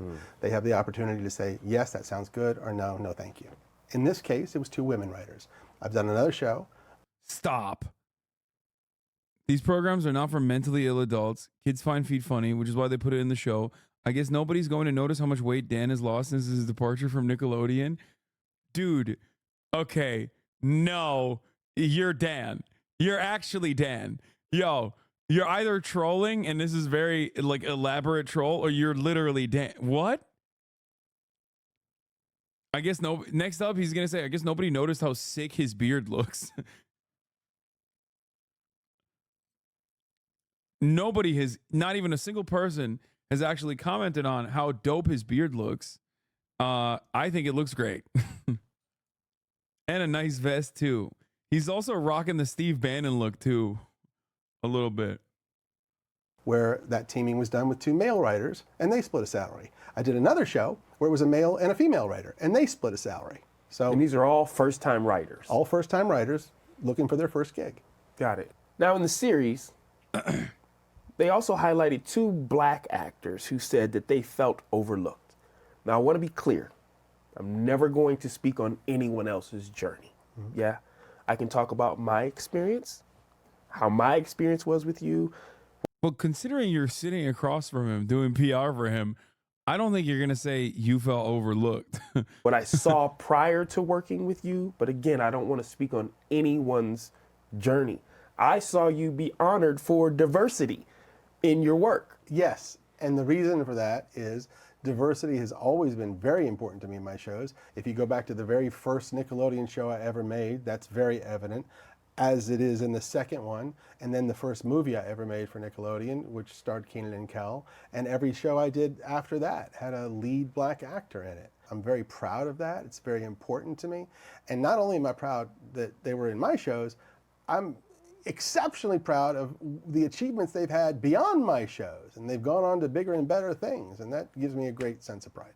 Well, something that really kind of bothered me was, I like that he basically said, like, I don't want to speak for anybody else, but you did win a lot of awards for diversity. So, okay. Like, cool, man. Thanks. Thanks for that take, dude. That's seems great. how they depicted your relationship with the cast. Yeah, it bothered me too. Yeah, just me being there, I knew the dynamic was trust. I understood that in situations where they may have had turmoil, whether it be with their families, whether it be other castmates, they came to you. Versus how they made you look. With that said, Amanda Bynes was brought up in the series and her emancipation and how you were involved in that. Can you talk to us about it a bit? Sure. Amanda was between the ages of 16 and 17, and she wanted to get emancipated from her parents, which was a fairly common thing with successful young actors, at least at the time. Sure. And she wanted that for herself. So she turned to her team, which included her lawyer, her agent, her manager, her publicist, me, because she included me as part of her team, thought of me that way. We supported her.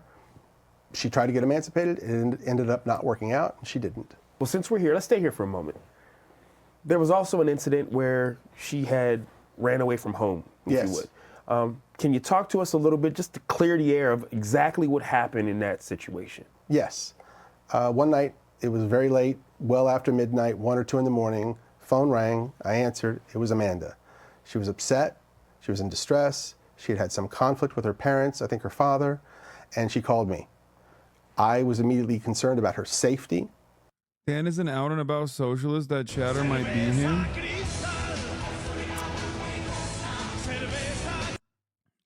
Come on, man. Enough. Stop KEKWing him. You're only going to fucking make people do this more. God damn it. You're ruining the meme. I called someone who I knew was fairly nearby. That person was able to go and pick her up. Then I knew she was safe. I felt better. She ended up being taken to the police. Well, regardless of what some people... And especially in the Amanda Bynes part. I was immediately concerned about her safety. I called someone who I knew was fairly nearby. That person was able to go and pick her up. Then I knew she was safe. I felt better. She ended up being taken to the police. Well, regardless of what some people may think, I think it's only positive that you are there for people when they need you. That said, let's talk about some of the things that have just been swirling forever. Okay. You were banned from your set. Never happened. That is a false rumor. What happened? Add it to the list of false rumors. Talk to me, what happened? They were adult actresses at the time, and they had their own specific reasons for not wanting to do the show anymore. I'm not judging that. It got tense, and what they don't know, maybe, is I did everything I could to make that show go away. My producer partner at the time, we would call and say, this is not a good situation. Okay. So I decided I'm going to do what most showrunners do, which is you're not on the set. There's a director there to shoot it. I'll go up to the writer's room. I'll work on the next script. But because everybody was so used to me caring about every detail of every show so much, for me not to be on the set, maybe some people thought I got banned. So it was more of an assumption because... Wait, so he did? Wait, what the fuck? Bro, this interview is so crazy because he keeps like repeating the question and like rephrasing it. He keeps rephrasing the fucking answer in a way that I think he thinks makes him look better, but he's just basically copping to all of it. See, now, I didn't get banned. There were adult actors that did not want me on stage, so I left voluntarily, despite the fact that I wanted to be there. But I didn't want to be there at all. I mean, I'm the showrunner anyway.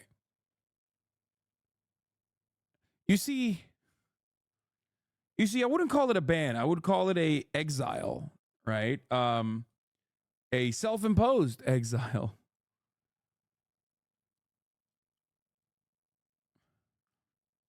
A removal from the set. This guy's usually here, and now he's not. I don't know if it was an assumption. I don't know if somebody thought... Bro, this guy's about to play footsie with him. What's happening right now?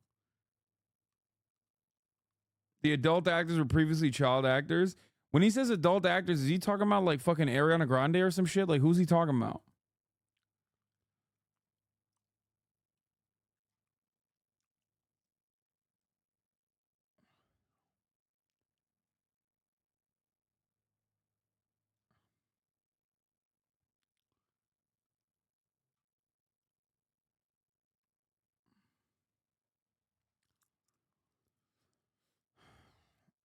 Amanda Barnes and Jeanette McCurdy. I've been waiting 17 years. 10 shocking reveals from Quiet on Set, the dark side of kids TV. Okay, we'll watch this afterwards. What's Platypus up to? Victorious, iCarly, Henry Danger, Drake and Josh, Amanda Show, Keenan and Kel, all produced by Dan, all bangers. Oh my God. Bro, he's still fucking, he's riding, dude. Dude, that's crazy. Wait, you're older than me by like 1 month. Why the fuck are you that into these shows, man? Thought they were making me look bad by saying I got banned from the set. I have no idea. Okay. All I know is I was never banned from the set. Yep. The darkest part of this series discussed child predators. Now, I want to make sure that we clear a couple of things up. Okay.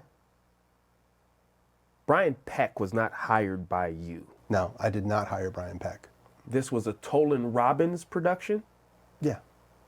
And when Drake and I talked and he told me what had happened, I was more devastated by that than anything that ever happened to me in my career thus far.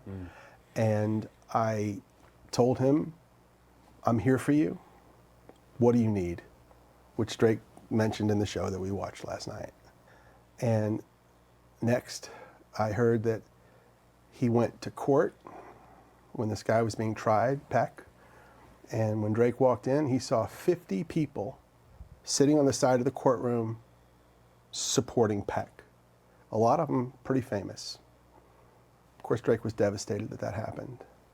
And even more disappointing, 41 of those people wrote letters for Peck, character letters, praising him for who he was and asking for leniency, and they knew that he was guilty. They knew he had confessed to some degree, and they still did this. That's baffling that adults would do that. Yeah. And I don't know if people know this, but Drake's mom, a lovely woman who I stay in contact with this day, she came to me at the time and she said, Dan, I'm not good with words like you are. And who's James Marsden?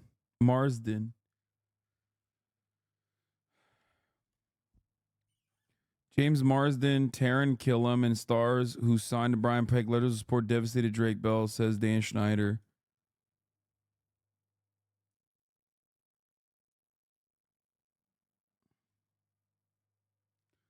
Drake part is so fucking sad, bro. The dad seen it coming and asked his mom to keep him away from Brian Peck, and she didn't want to drive him, so she let him stay at Brian Peck's house for the drive home in the morning. Super fucking sad. Cyclops, man, come on. Cyclops and jury duty? What the fuck? Yo.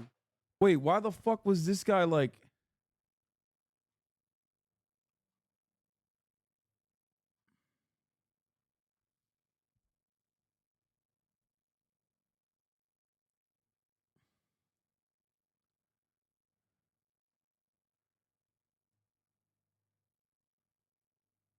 This weird frog account posted Drake's 30-minute testimony.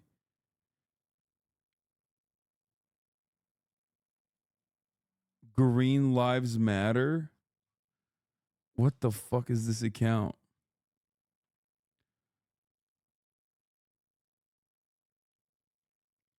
The chatter that got yeeted was like...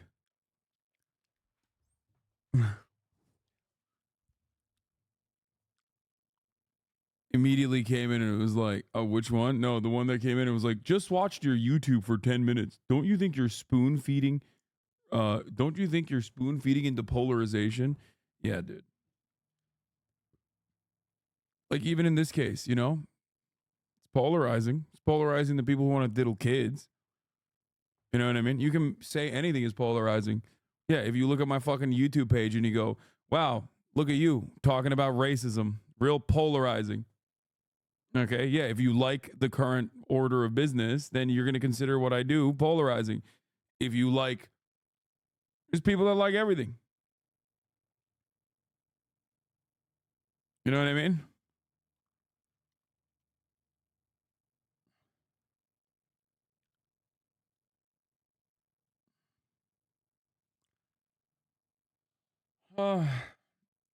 Brian Peck was a recurring character in the show that would give people pickles as well. He was Pickle Boy.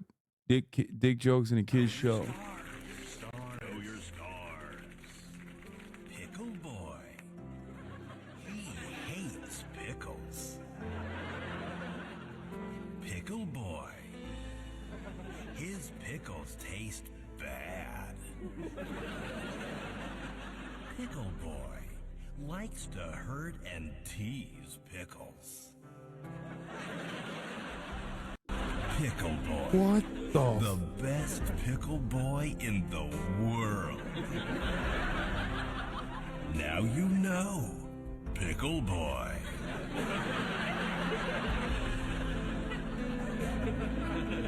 Yes, nod, Pickle Boy. Nod. That's so creepy. What the fuck?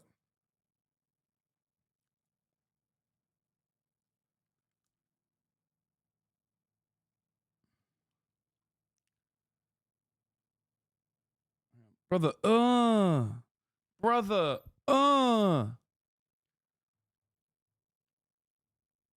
Bro, they did a glory hole joke with Ray Romano. Been interacting with a celebrity. Hello? Anyone? I gotta get something to eat!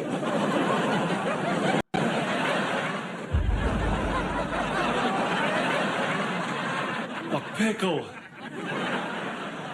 We just went with it. Pickles? Look, this is the mind of Dan Schneider. You gotta ask him. There was this referencing to like, oh yeah, Dan just has a weird sense of humor. Where's the Dan Schneider defender in the chat? I need to hear Platypus's take on this. Platypus, please contextualize this pickle joke that Dan Schneider wrote for the active pedophile at the time. Platypus has been awfully quiet since his final message. Victoria's iCarly, Henry, Danger, Drake, and Josh, all bangers, all produced by Dan.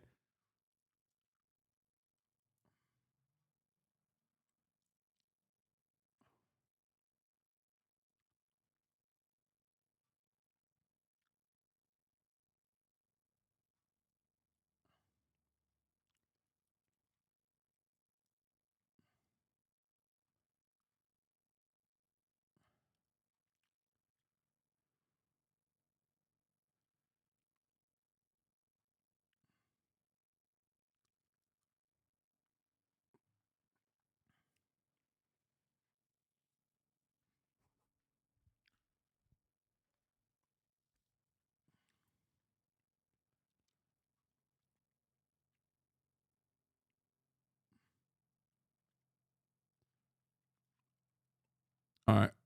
That was like, the pickles don't look like penises to you?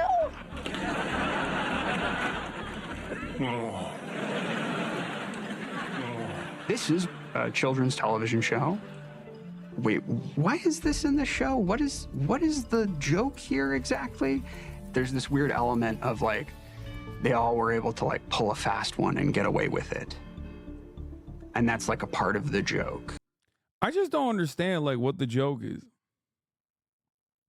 I fucking knew it. Disney and Nick shows are the most annoying fucking 30-year-old stands who will defend the properties and who made them to death.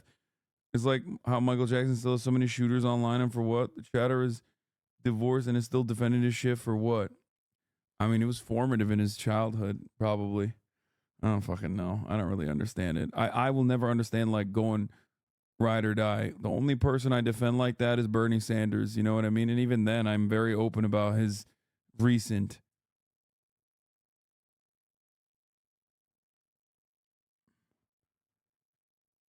recent issues. Schneider die. And LeBron, bro, LeBron has never done anything bad, okay? Like, it's crazy that you guys bring up LeBron in a conversation like this because he is the GOAT and you're just jealous and also racist. That's crazy. That's crazy how many white supremacists are in my chat for coming after LeBron. That's insane, dude. That's crazy. Oh, what did he do? Oh, he fibbed sometimes, which wasn't even a lie, because if he wanted to, he would have read the Malcolm X book, okay? Because he's the GOAT at everything. He's the GOAT at reading too. He just didn't feel like reading it. That's crazy. He defended Israel publicly? Wait, what? No, he didn't.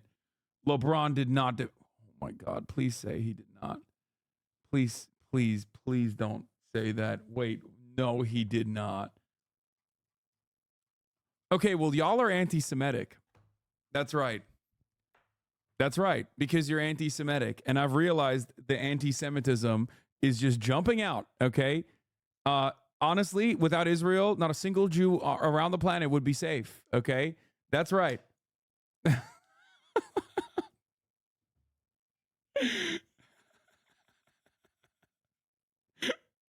So much anti-Semitism coming from the left. I'm realizing what Brianna Wu was talking about.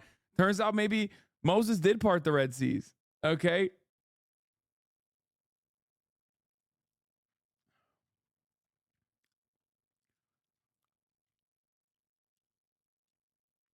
After all these years, is LeBron that gets him the game. Why I left the left. LeBron hate.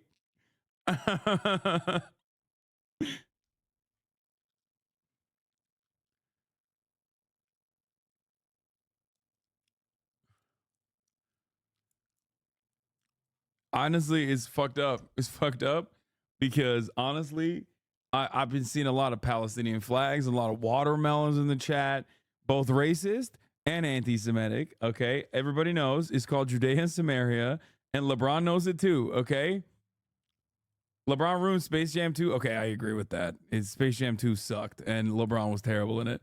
I don't go that far. Come on, I'll defend Israel for LeBron, but I'm not gonna defend Space Jam 2 now. Okay, figure it out. Okay, I am not that delusional. Are you kidding me? There are limits. There are limits to my LeBron love. Okay?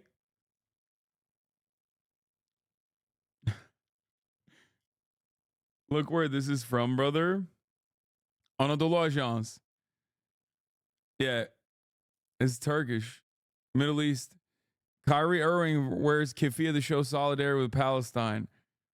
Yeah, I remember this when he did that. And, you know, maybe LeBron gave him the keffiyeh. Have you guys ever thought about that?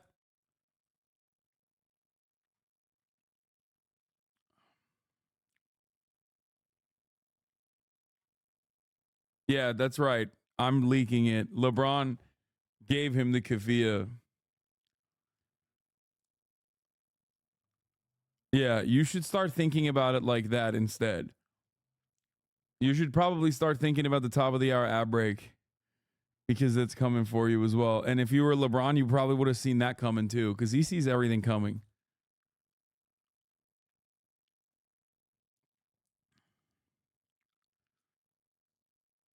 LeBron, the type of dude to give you the keffiyeh off his back. Exactly. Especially while he's cold. Right?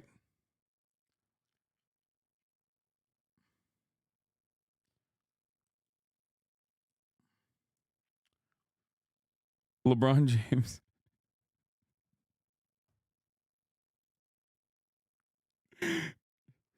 NBA superstar LeBron James calls Hamas attacks on Israel tragic and unacceptable.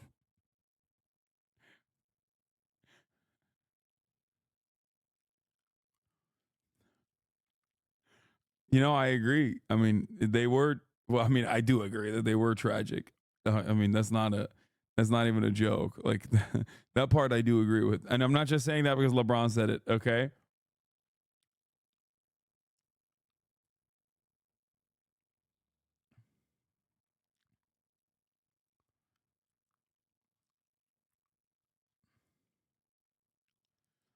But he said nothing about Palestine since. Oh man, stop. Stop.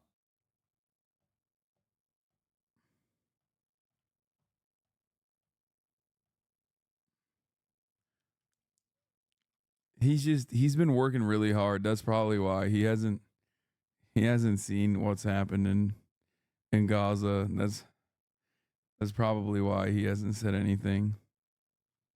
He's too busy playing basketball.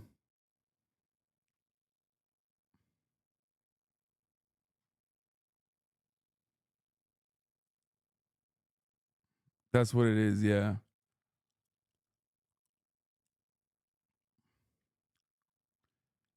That's probably what it is. Yeah, he's locked in. He's locked in. Yeah, he's celebrating Black History Month and then Women's History Month and Women's Day, International Women's Day, and also breaking the all-time record of most points ever scored across the career, 40,000. Have you guys seen that? That was crazy. It's not easy to do that. You know what I mean? It's not. He's just getting ready. He's getting ready any day now to make a statement about Gaza. Any day now. Okay? He's just locked in. Any day now, a statement about Gaza is coming. I have it on good authority.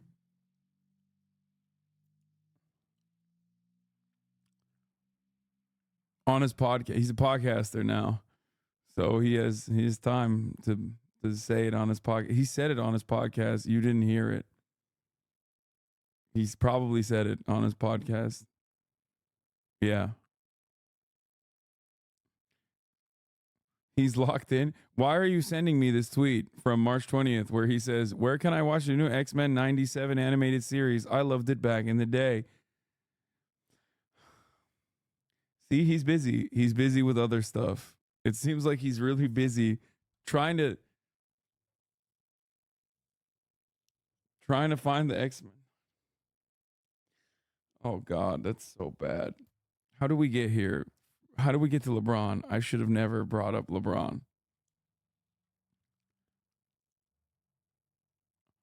Actually, LeBron alongside Sean King was negotiating the conditional release of the hostages.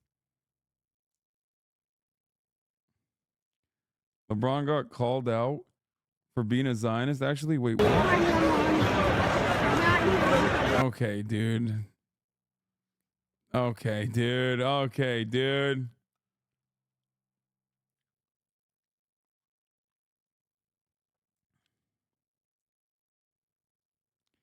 LeBron taught me how to shave. LeBron taught me to believe in myself. LeBron taught me how to read. LeBron was the best coach in my high school. Without LeBron, I wouldn't be the man I am today.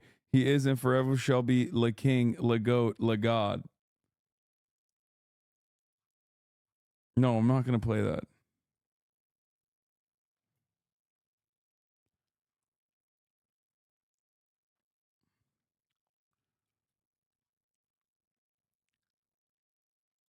No, I'm not going to play that clip. It's messed up. You guys are being messed up. Coming after LeBron, who, fuck, I forgot to run the top of the hour ad break too, by the way. But anyway, you're coming after LeBron for things that he's gonna fix. Okay, here, let's continue. Brian Peck worked closely with Dan as this dialogue coach, and Brian is seen as this guy on. What did M Hut post? Play this clip instead. Important.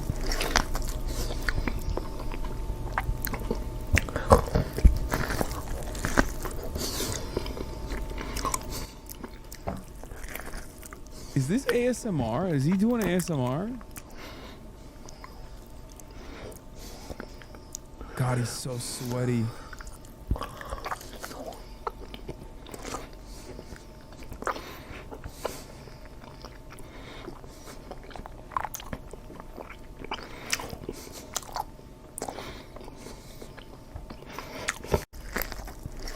Oh my God. Okay.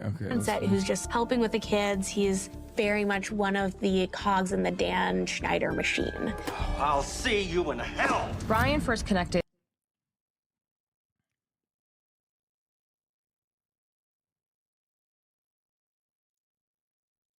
Oh, the Otani translator thing, interpreter thing.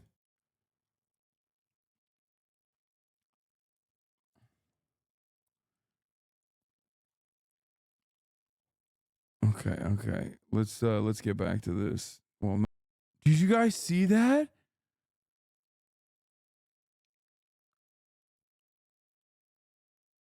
Oh my God. It nutted on me. Wait. What the fuck? It blew up. That was so scary. What the Oh my God.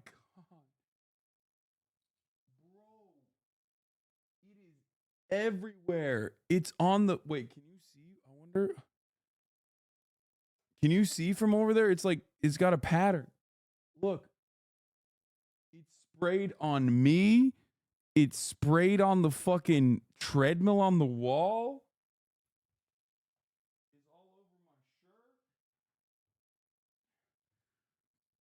It's all over the fucking ground, dude. What the fuck? You can see it, right? Like right there.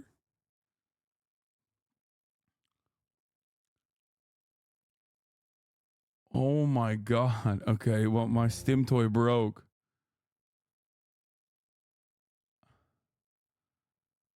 That's crazy that happened. Here, let's try to like zoom in on it. It was so loud in my ear too. It was like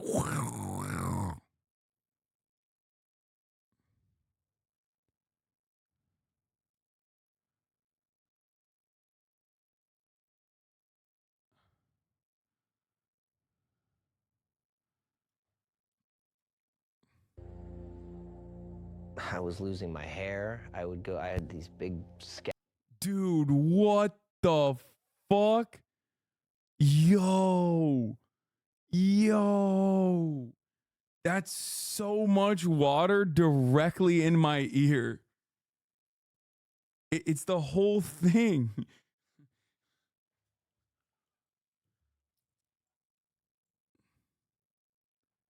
What part of it bursted, I wonder? Oh, it's from like this part where it says dough, knee dough.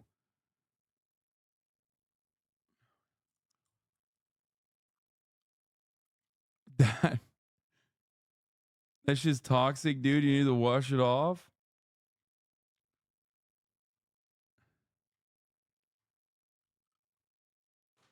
No, it's not. It's probably just water, dude. Fucking calm down. It feels just like water.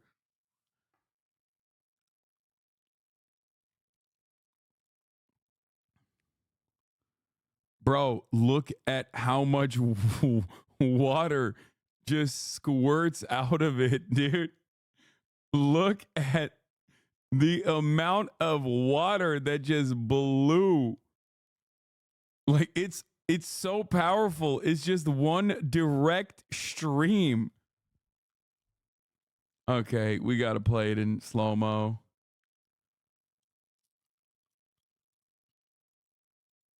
Losing my hair, I had these big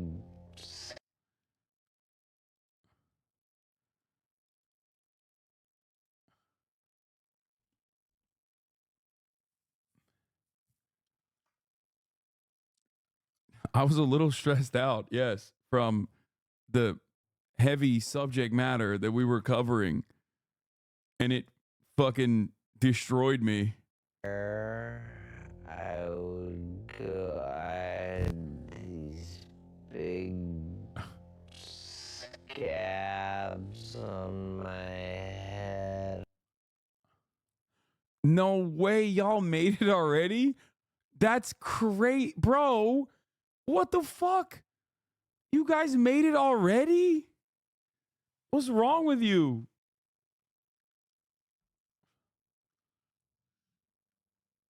Wipe it up in the case. It's on the floor. Don't want Kai to lick it up by mistake.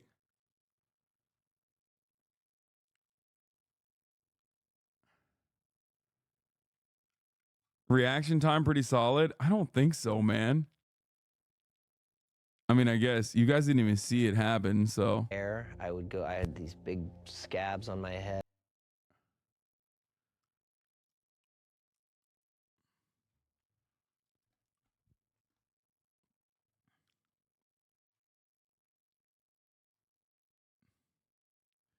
You got slimed during the Schneider react?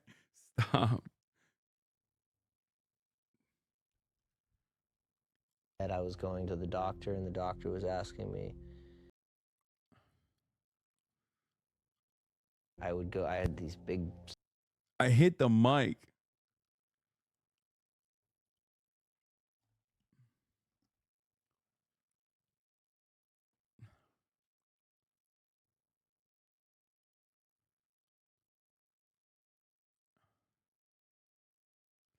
Okay, but really, I would clean it up ASAP. It's probably not just water. It definitely is just water.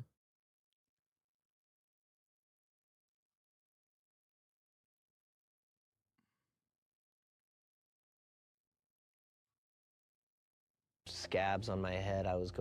Kaya didn't even react to it. What a fucking asshole. She's still chilling back there. Anyway. Look at that. Look at my dog, dude. By the law of the land, that's how the gay experience is created. You gay now. How's life as a gay man?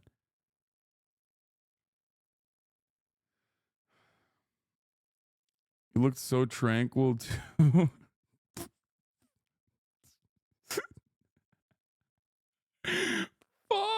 dude.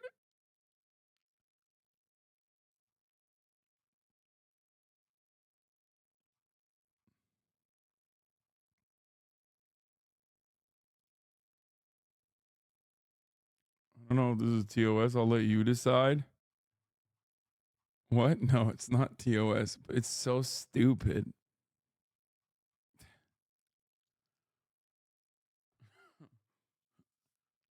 Bro, you got squirted on, scudded even. I don't know how the fuck I did. I genuinely don't. I didn't realize you could just like squeeze that shit so hard it pops. Get you a nice cube from the same brand as Sensory Heaven, more dough like, so probably won't squirt on you. Listen to LB, that shit is corrosive.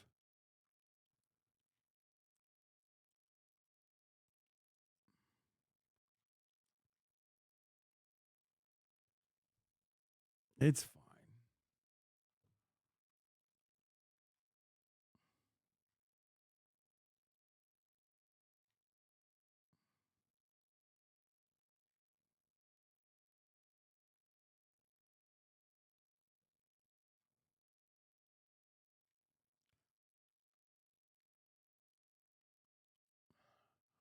Man, you edge that thing for hours. Can you really blame it? I played with that shit for so long too. It's crazy that I mean, it's understandable that it busted. You know what I mean? But don't worry, I got more stim toys in here. Don't fucking worry about it.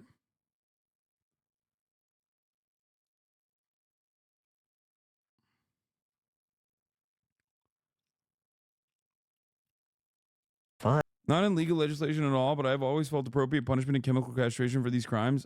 No, chemical castration is not an appropriate punishment for these crimes because the actual goal of the criminal justice system is supposed to be to make sure that that person does not become a repeat offender. And as we know from Harvey Weinstein, who had a mangled penis due to, I think, gangrene or something, Harvey Weinstein was still a rapist, a mass rapist, and used other means because rape is not about deriving sexual satisfaction. It's about power. Or rather, it's about getting sexual satisfaction from power and not necessarily through like directly using your penis. You can also rape someone with your digits, fingers, or even other objects, as a matter of fact. So the idea that like chemical castration is a valid punishment is not great. It's completely ridiculous. And as a matter of fact, chemical castration has been used in the past to the likes of Alan Turing, for example, for the crime of homosexuality.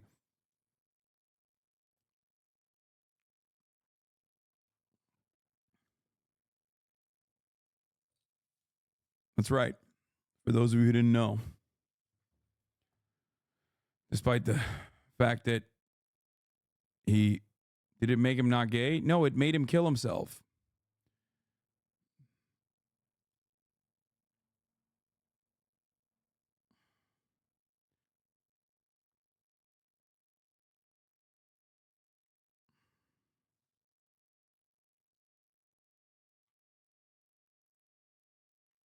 No, Alan Turing was not a predator.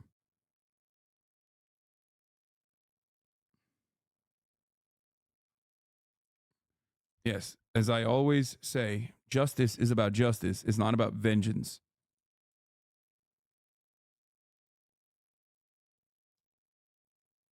Yeah, Alan Turing, incredibly important figure in defeating the Nazis, was then murdered by the British government.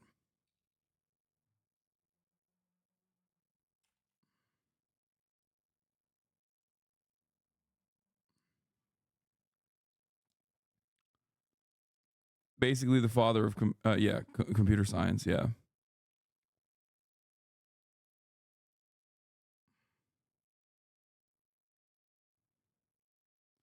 What? Maybe this is a reactionary take, but immediately dismissing chemical castration isn't a great take. The rationale would be to prevent the freak from impregnating future victims. There's an argument to be made that there's a genetic component to pedophilia. Okay, that is definitely a reactionary take. You are describing eugenics. That's crazy. Oh my God. That is an insane thing to just say casually. That is not correct.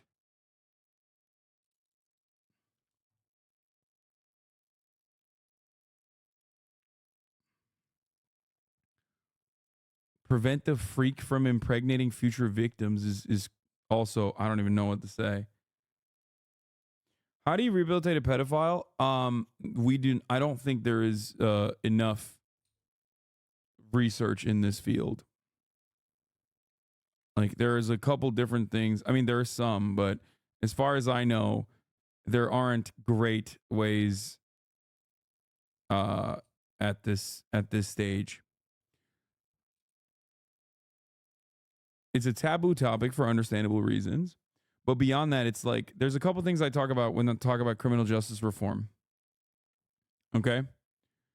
There's a couple aspects of criminal justice reform that that still have a hard time dealing with, like serial killers or antisocial personality disordered individuals who are doing violent crimes due to a like medical lack of empathy, I guess. And it is very difficult to figure out exact, like currently as it stands, there isn't any exact science on how to rehabilitate people like that. This should not stop us from trying to rehabilitate people regardless.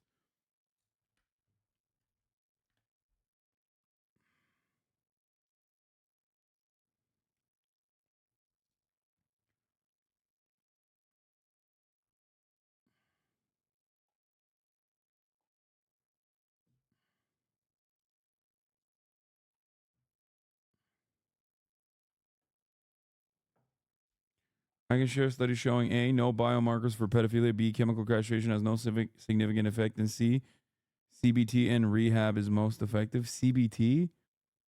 What the fuck is CBT? Cock and ball torture?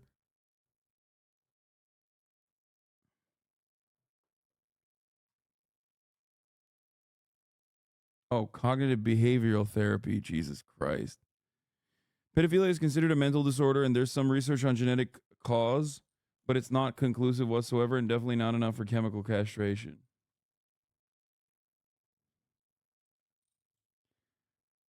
The question is, do you think the criminal justice system is a tool that can consistently and accurately determine when to castrate someone or even jail someone? No. The answer is no. That is the reason why you also should not advocate for a death penalty either.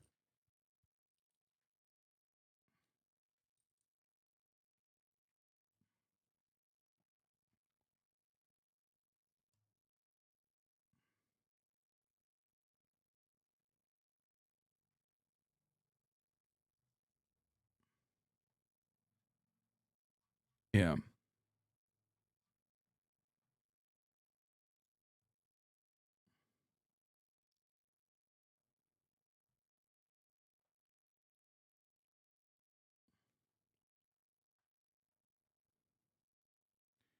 Even if there's a genetic component, environmentally usually affects how genes are expressed, especially behavioral source. Gonna get my genetics degree next month. Oh.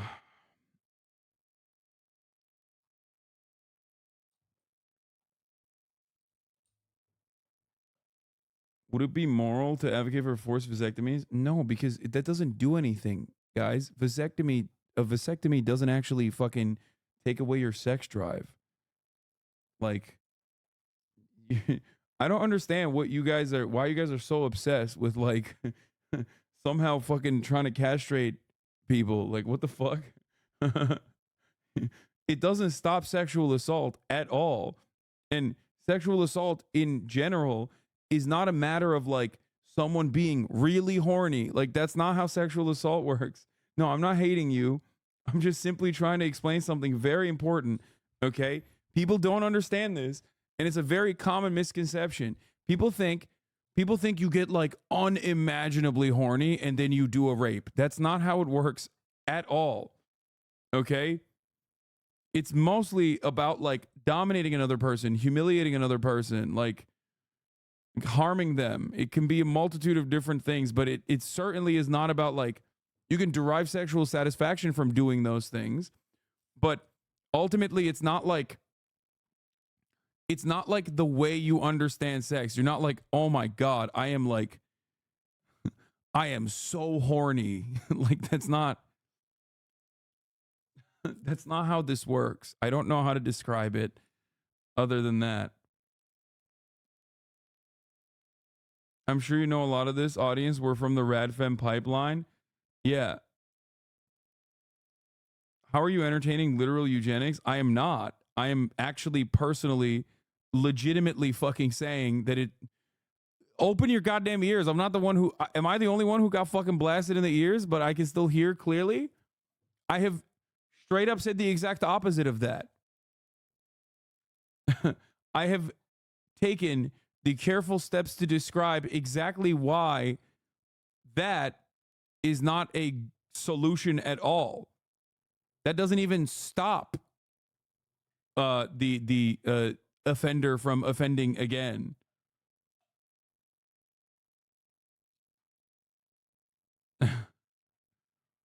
This isn't even a, oh, I like pancakes, so you hate waffles moment. This is me being like, no, I actually fucking love pancakes. And you're in the chat being like, why do you hate pancakes? I'm probably what you consider RAFM as I'm anti-porn, but I'm genuinely concerned people are seriously suggesting torture and mutilation casually. Yeah. I also made the exact same point about the death penalty as well.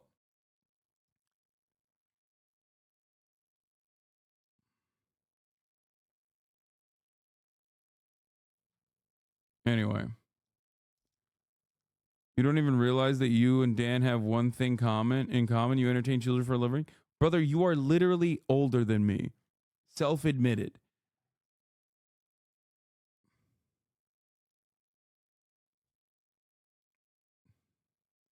Also, you're not even a child and you are entertained by Dan. So it seems like he's not just entertaining children, he's entertaining adults. In Hollywood love writing letters, okay? They fucking love writing letters on all of the worst shit. Now, Biomart had a hot take on this, and I think it's not a hot take. I think it's a correct take, which is that writing letters in support of the perpetrator should generally not be discouraged, especially because of how torturous and awful our prison structure is. So overall, on principle, it's not necessarily a bad thing. It's just that, you know, Hollywood seems to write a lot of letters about routine sex abusers and you know, like the Danny Masterson case with Ashton Kutcher and Mila Kunis.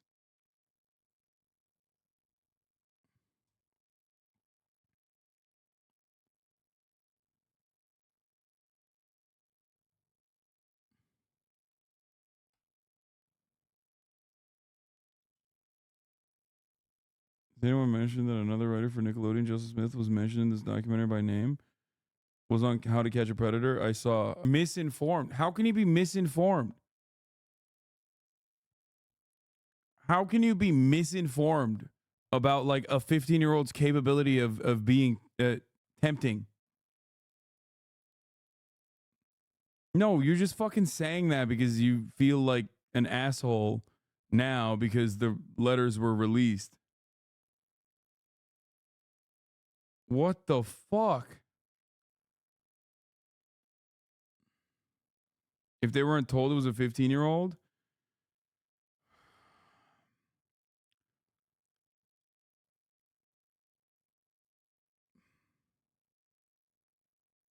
Brother, you're victim blaming in a rape case. The fuck do you mean? Okay, then you're victim blaming in an adult rape case. Is that better? Like she wrote, the child was asking for it. I mean, it's a child rape case, so it's pretty highly unlikely that they didn't know. Good person, a dear friend. He's gifted at his job. When I heard that Brian was arrested, I was shocked and saddened. While I cannot fully comprehend the charges against him, it is not in Brian's character to do anything unlawful or harmful to another person. I've never known Brian to engage in the type of illegal activity with which he's being charged. So they knew what he was being charged with, and can only believe that there must have been some extreme situation or temptation exerted upon him to influence his actions.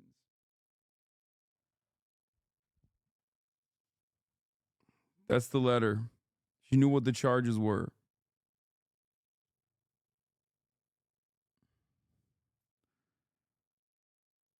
Brian has talked to me about what happened and taken responsibility for his actions.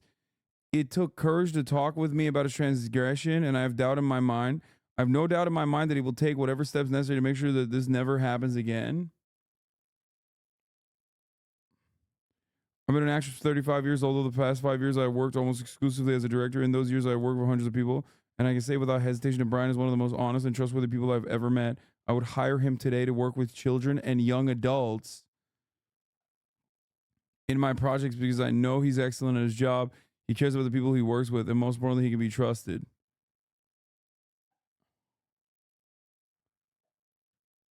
Yo, that's crazy.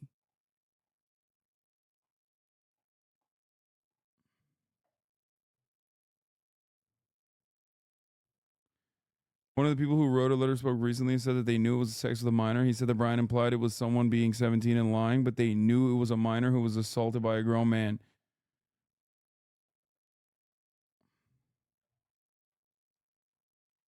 How did he farm this much clout? Dude, he worked in the industry for years and years and years. He got worse than his own abuser and did so much less. Oh, no. He's not saying Drake did worse than his abuser.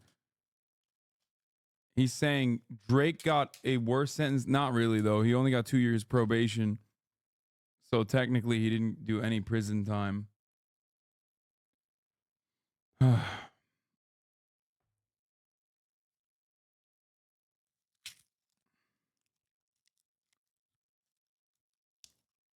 He didn't get a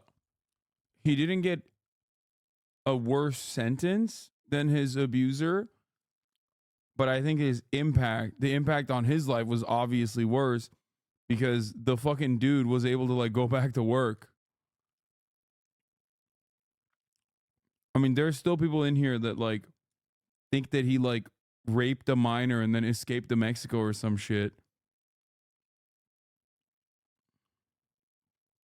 Whereas the other dude very clearly got out of prison after a 60-month stint and went back and got hired by Disney.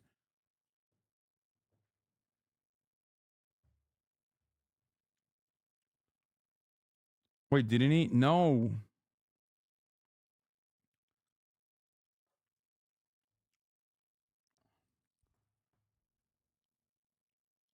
No, he. Where is it? Here, I'll pull up his sentencing and shit.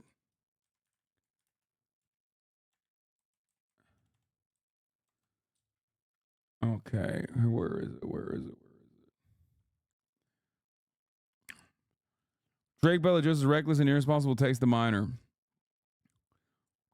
Thursday, 35-year-old alum posted a video to Instagram telling his fans all over his videos and an explanation. He refuted the reports that circulated on social media and some media outlets that he changed his name to Drake Campana and taken up residence in Mexico. Most of the news you heard is entirely false and wrong. I feel that you deserve an explanation.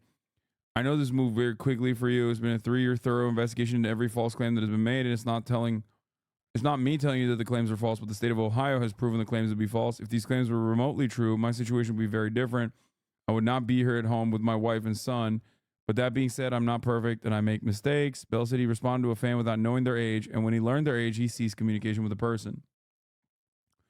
The individual continued to come to my shows and pay for meet and greets, all while I was unaware that this person was the same person I was communicating with online, and that's what I pled guilty to. It was reckless and irresponsible text messages. I want to make that clear. There were no sexual images, nothing physical between me and this individual.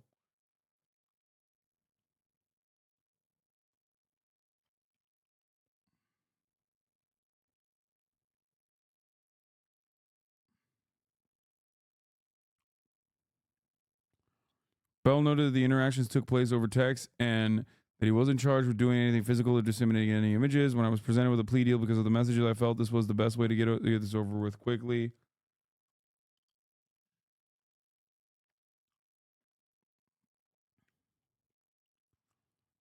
Bell pleaded guilty to attempted child endangerment, a 4th-degree felony, and disseminating matter harmful to juveniles, a 1st-degree misdemeanor. He had been taken into custody by Cleveland police, to which he initially pleaded not guilty. Today, I accept this plea because my conduct was wrong. I'm sorry that the victim was harmed in any way. That was obviously not my intention. I've taken this matter very, very seriously. And again, I want to apologize to her and anyone who have been affected by my actions. At the time of Bell's arrest, the Cuyahoga prosecutor's office had stated that the then 15-year-old girl filed a report with Toronto police in October 2018.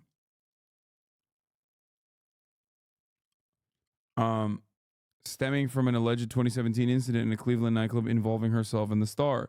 According to the prosecutor's office, an investigation showed that Bell had sent inappropriate social media messages in the months preceding the concert, which followed a relationship that had been established several years prior between the two individuals.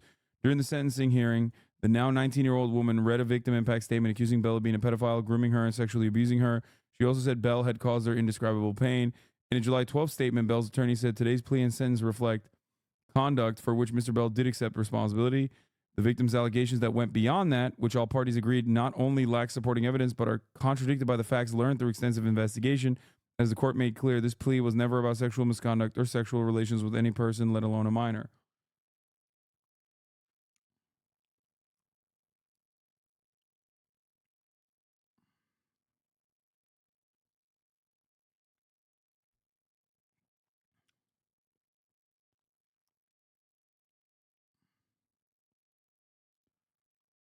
Drake's Bell victim accused him of grooming sexual assault during hearing. Read her statement. Yeah, this is her statement, but like her statement, as far as I understand it, is contradicted by an extensive investigation conducted and to be proven false. At least parts of it.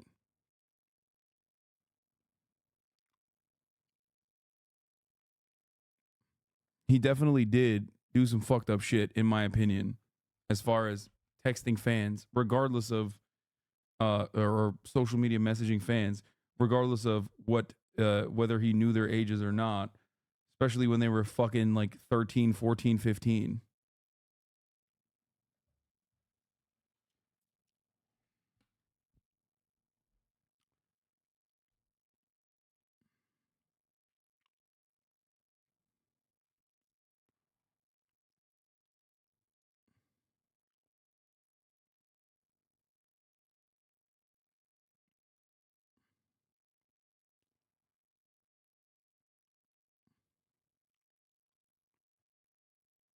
So the statement is false by being investigated?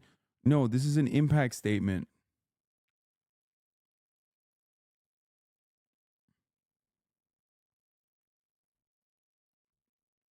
There was an investigation conducted into it.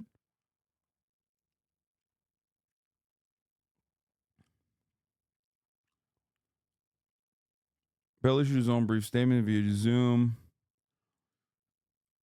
Tyler Sinclair, the public information officer of the Cuyahoga County Prosecutor's Office, told People Monday that the Cleveland Police Department and his office did an extensive investigation into this matter.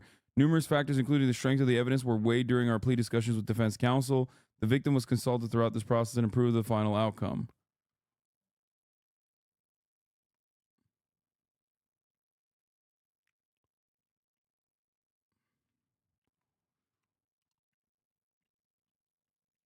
The sentencing was preceded by the victim's impact statement, during which she alleged that Bell groomed her from age 12 before sexually assaulting her when she was 15.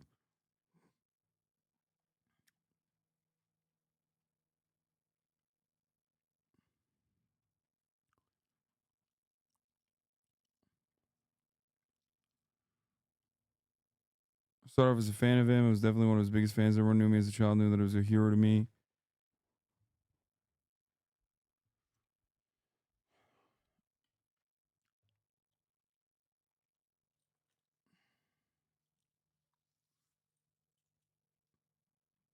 Yeah, I don't think that they actually.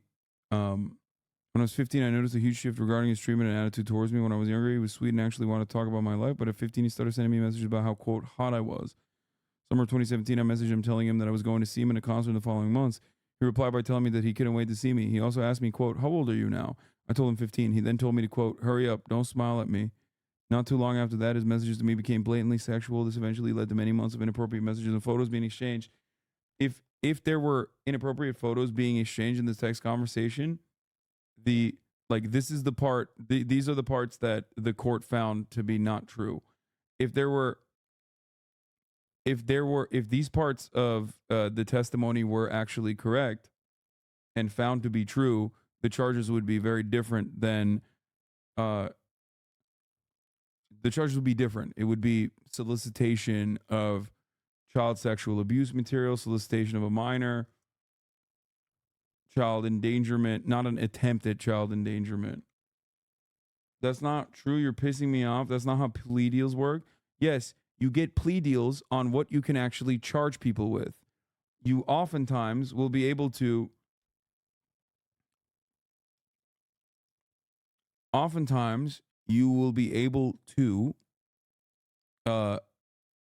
get a guaranteed, you want to get a guaranteed charge.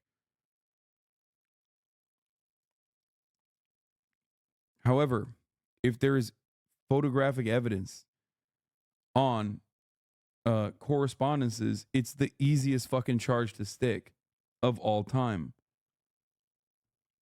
Like physical evidence is something that you can't really cast aside.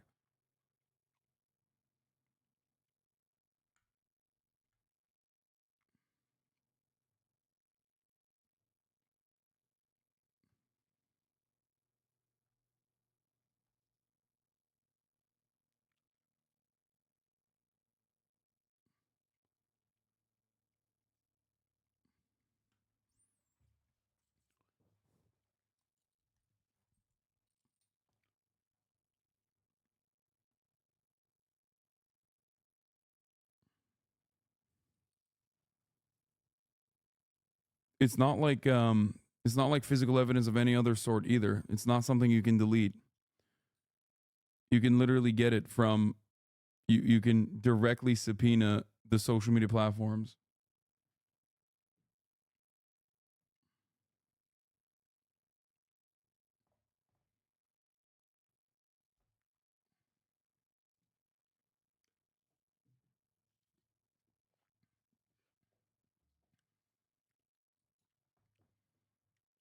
Like the other dude in the case with Drake Bell, the other dude in the case where Drake Bell is the victim still got charged with some pretty heinous shit. Obviously, his sentencing was like incredibly low, which is shocking. And I don't know what the California law is. I'm not saying that Drake Bell was innocent, by the way. I hope that people didn't misunderstand what I was saying.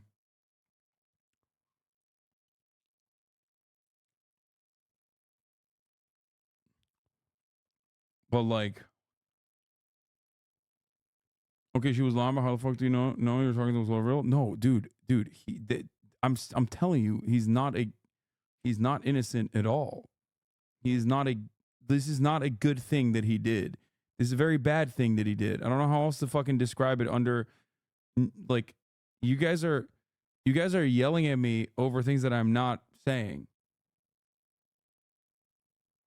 Like, there is no world in which you as a celebrity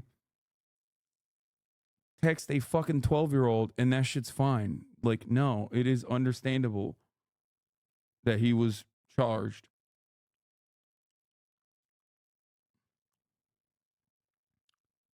I mean, yeah, he pled guilty to attempting to endanger a minor.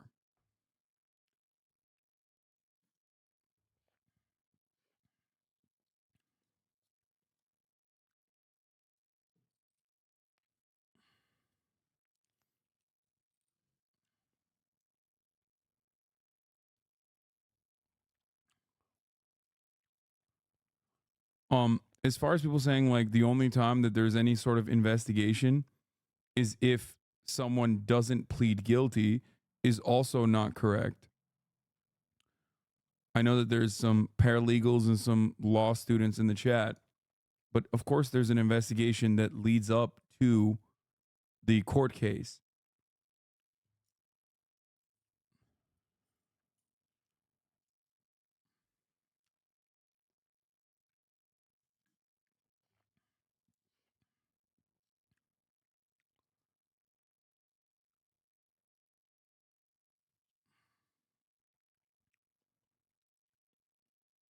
Like, how do you not know who someone is 12 or 15? Ridiculous. I think that's just him.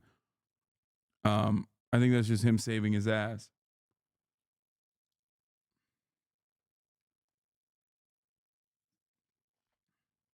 They didn't say investigation. I said fact finding, which is a process done within court.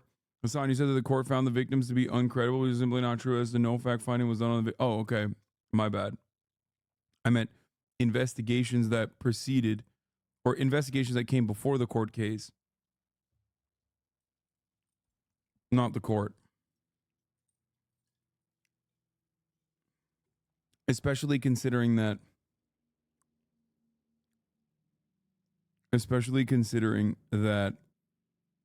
there's so much obvious evidence that you can, find by going to the social media platforms and requesting the private DMs.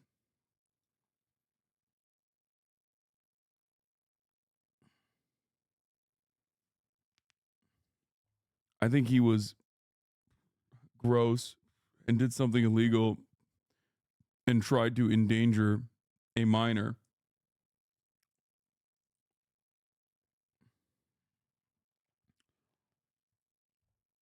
And that's what he got charged with.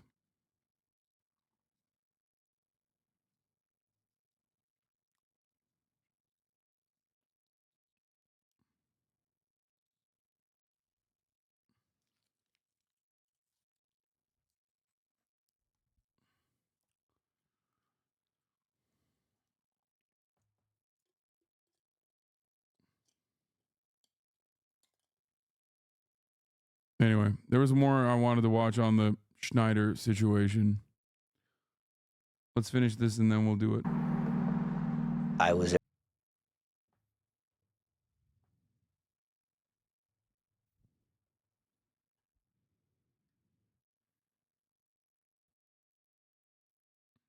Here.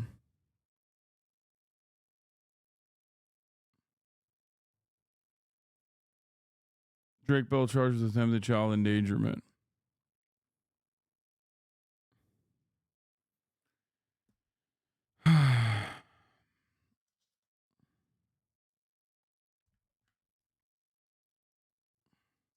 Prosecutor said that Mr. Bell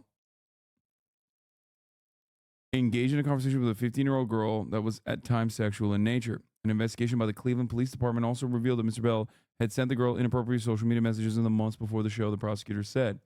According to the prosecutors, Mr. Bell violated his duty of care at the concert and in doing so created a risk of harm to the victim. A spokesman for the prosecutor's office, Tyler Sinclair, did not say why Mr. Bell had only now just been indicted.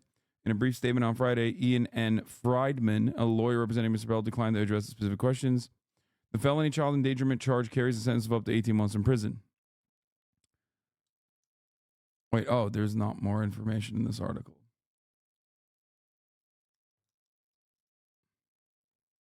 Feeling torn about this whole ordeal as a bell end and a Schneider head.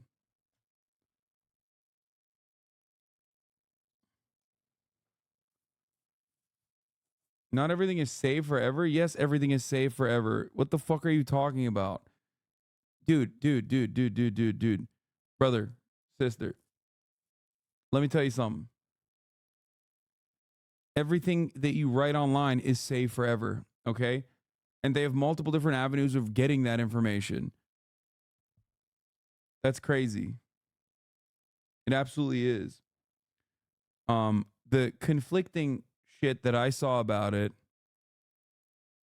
the conflicting stuff that I saw about it was that she alleged there to be sexual assault at that specific concert, and her aunt said that there wasn't.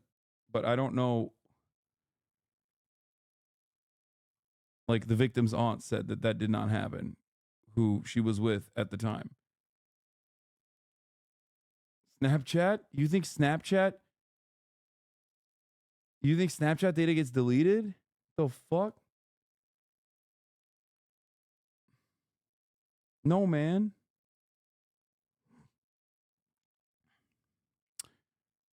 Okay. Sentence was handed down after a lengthy statement from Bell's victim, who appeared in court via video conference. CNN does not typically identify victims of sex crimes. The woman, now 19, says she was 15 at the time.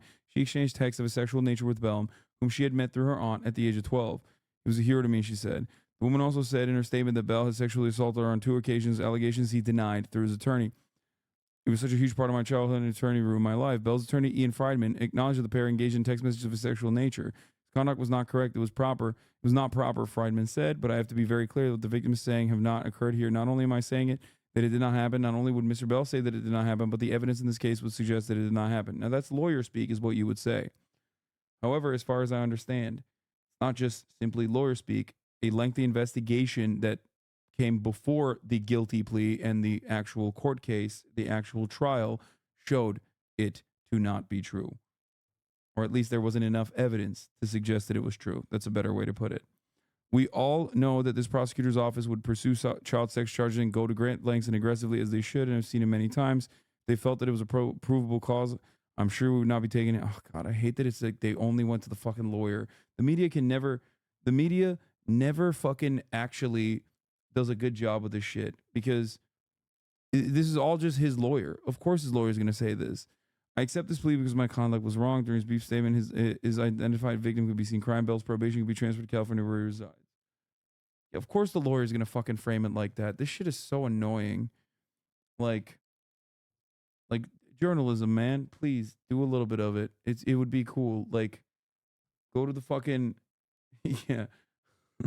Like, I hate this article so much. I hate all of these articles like this. It's basically like a PR release.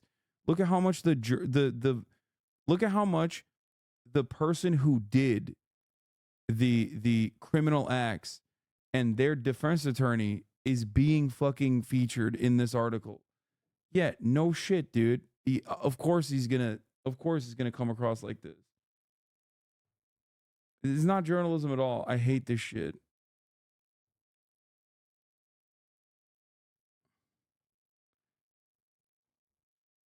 I wish they would have at least like asked the prosecutors, what's happening here?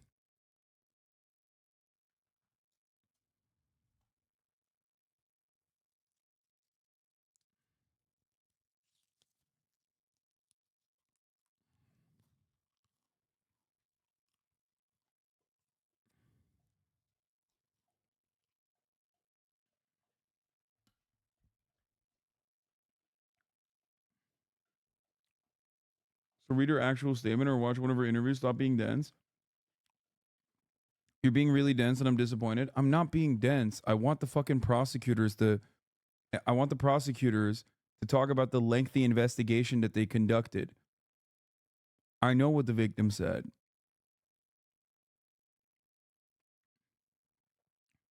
The third party, like the criminal justice, the component that's missing from this is not the victim testimony. The actual part of this that is annoying to me is that the actual annoying part of this is not the victim testimony. The annoying part of this is the fact that there's no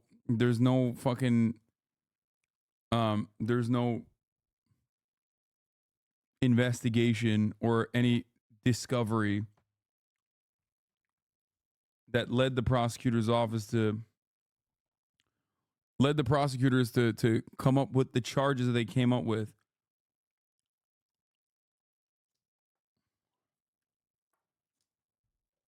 You really can't even take the mildest criticism? Me? What did I say? What am I not taking the mildest criticism currently? This person is saying I'm fucking like belittling a victim, that I'm like, they're implying that I'm fucking a defender of rape of minors. And I'm literally not banning them. And instead saying that, one, letting them fucking thrive in the chat, and while also simultaneously criticizing the way that the media is covering the fucking story, because I don't think that it does any justice to the victim whatsoever. And you fucking dumb fucks in the chat turn around and go, dude, you can't take the mildest criticism. Also, don't ban that guy either. Mods.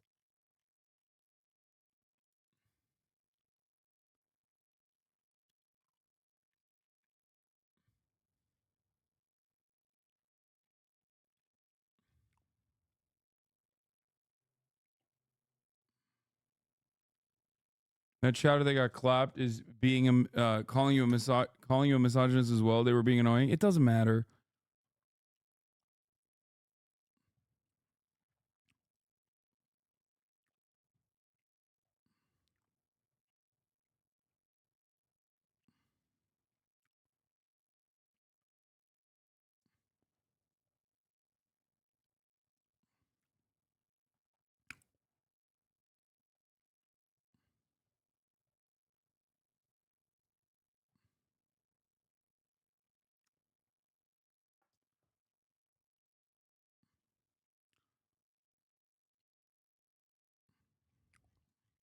I'm sure there's more information.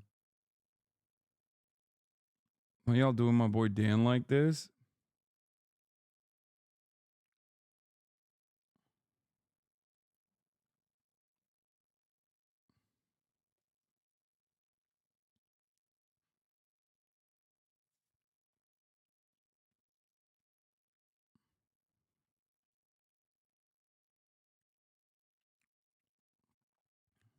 Is your boy? No, dude. What the fuck?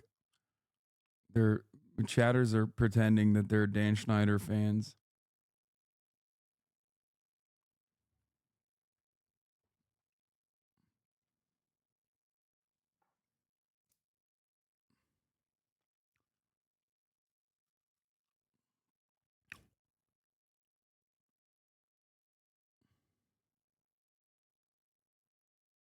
Drake Bell on why he pled guilty. Bro, I don't want to watch a 9-minute fucking video. A song says I would rather read more details.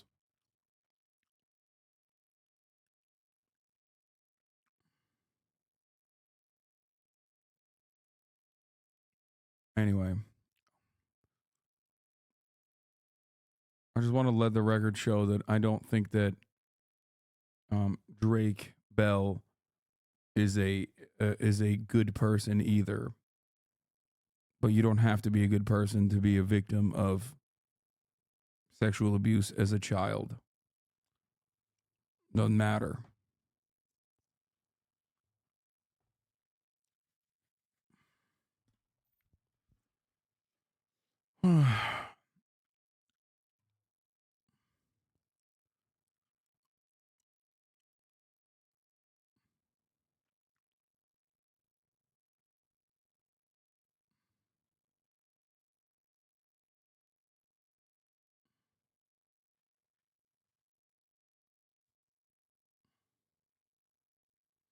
Bro, if it's Nido, it's non-toxic malt water mixture. It was Nido. Thank you.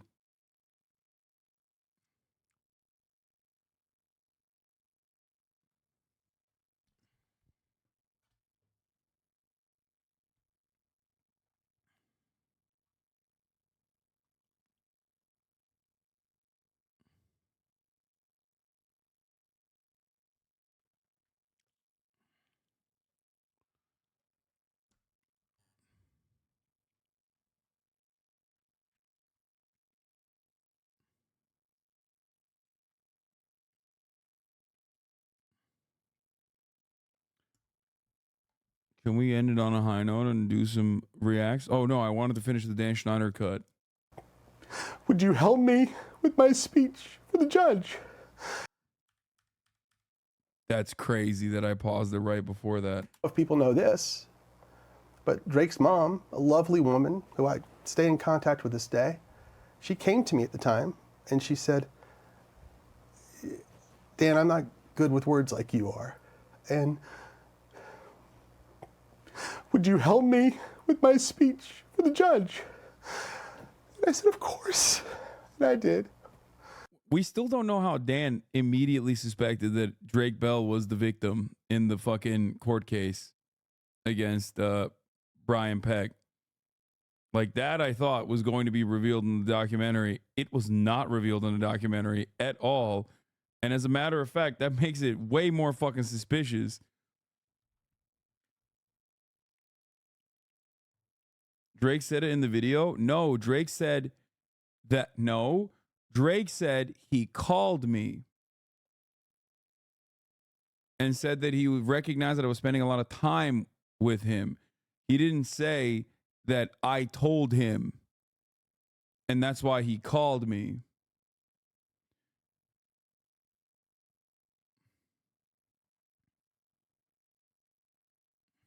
Still suspicious, though.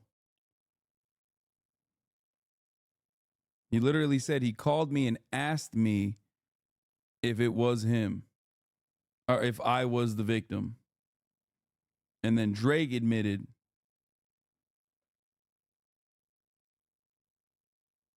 that it was Dan. Dan here's talking about how he had a conversation with his mom. And he ended up going to prison and serving his time.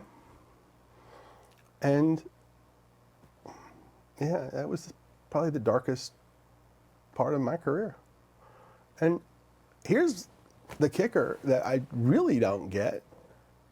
After he got out of prison and was, to my knowledge, a registered sex offender, he was hired on a Disney Channel show. I don't understand that. Damn, he's throwing Disney under the bus. Bro, you are not getting hired by Disney. Let me tell you something.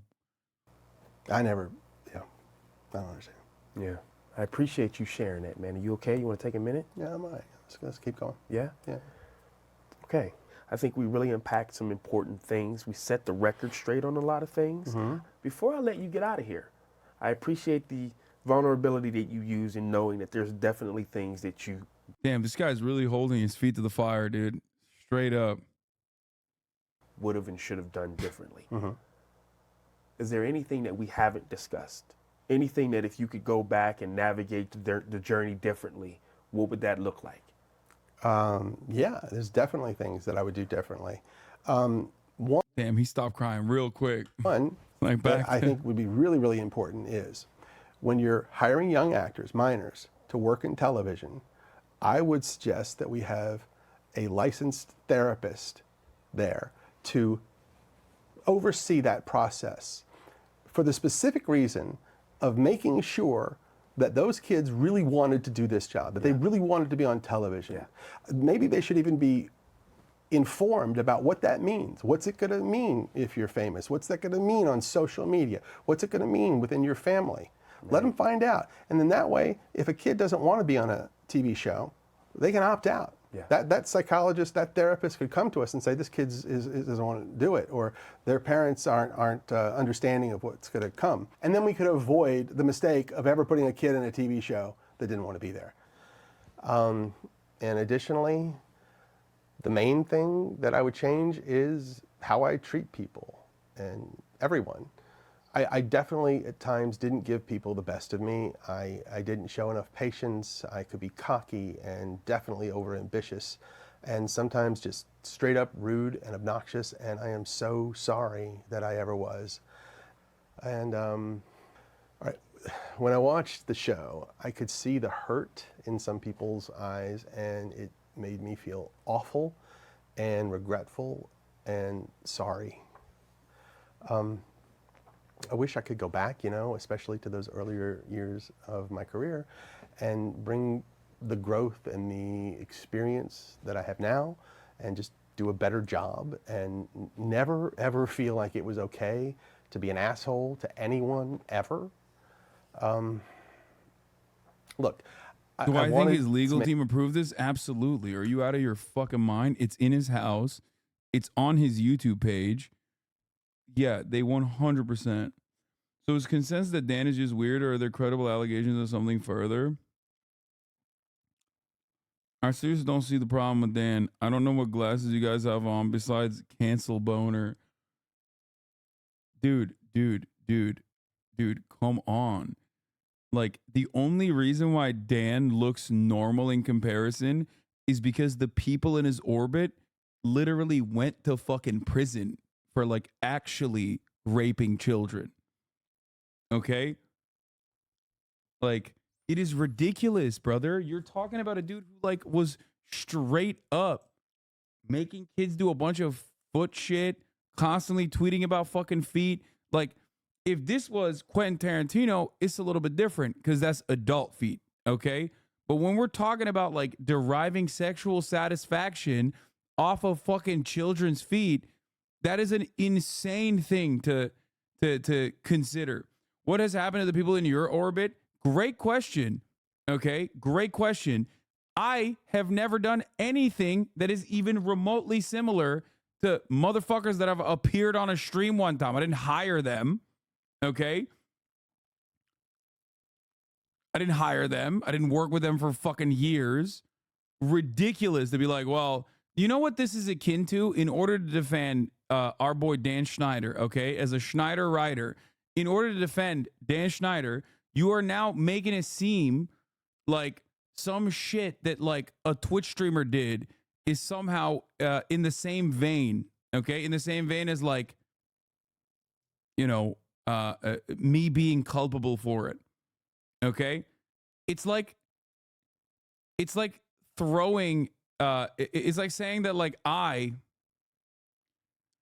it's like saying that like anyone in Hollywood that also did like predation of children, like Roman Polanski. It's like comparing Roman Polanski to Dan Schneider. Well, Roman Polanski did something, and that's precisely why Dan Schneider is guilty, is ridiculous. That's not what I'm doing at all. Okay, my connection to all of these fucking Twitch streamers that you're pointing to, or any streamer, as a matter of fact, is literally infinitely like is as closely associated with fucking Dan Schneider and what's his face, Brian Peck, or I mean Dan Schneider as Roman Polanski. I do appreciate you coming in again, though.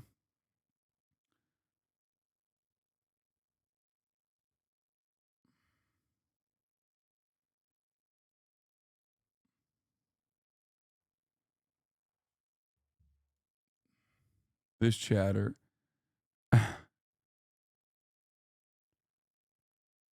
Yeah. Platypus conveniently left when we watched the weird dick pickles in the glory hole shit. Yeah. Only to come back when we're watching Dan Schneider. He's just that big of a ride or die. A Schneider rider.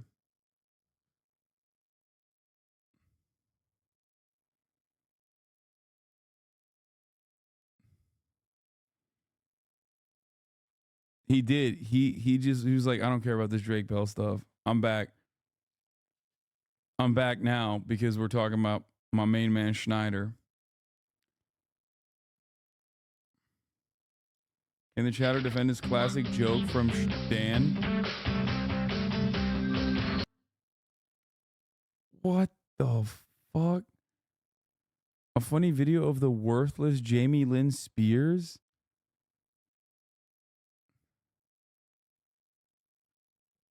What the fuck?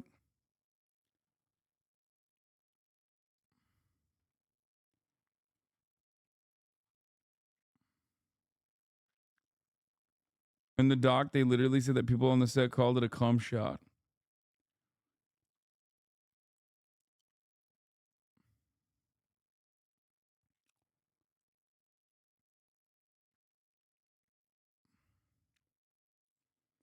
Why are they letting this man be interviewed?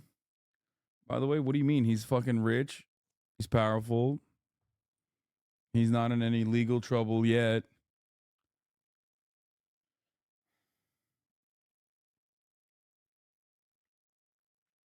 And that's it.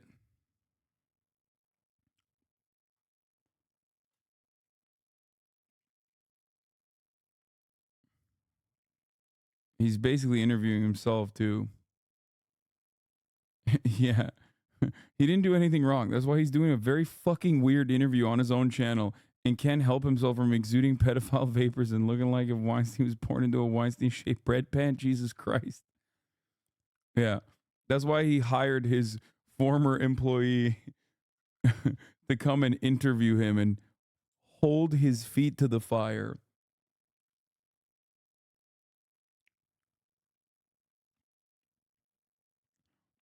I noticed Dan has a free South Africa poster. Maybe he's based. Yeah. Well, considering that this poster is from a time when South Africa was freed, I think. Actually, I don't know. But I don't know exactly when the poster was posted. Yeah, it's Keith Haring.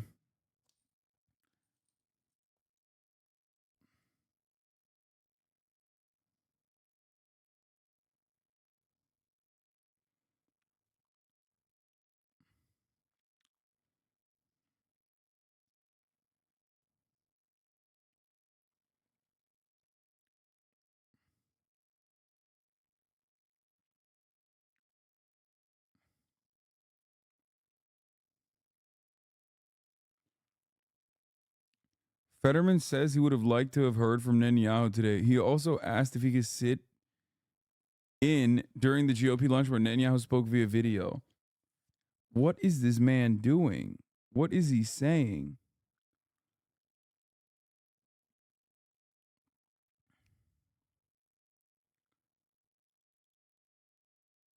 I will bet anyone anything that Dan has never done anything illegal. Bro, do you know him? I feel like you're like a relative or something if you're not him. That's pretty crazy, man. I don't think he's a good dude.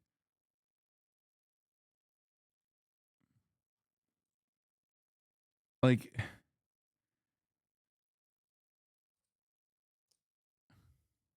you literally defended him with the, or did you, was it this chatter that defended the fucking 2 writers for the price of 1 shit?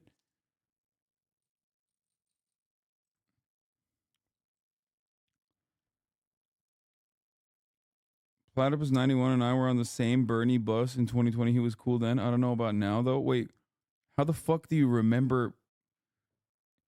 Dude, old heads in the chat are going crazy right now. What did you guys talk about being Hasanabi heads in 2020? What the fuck?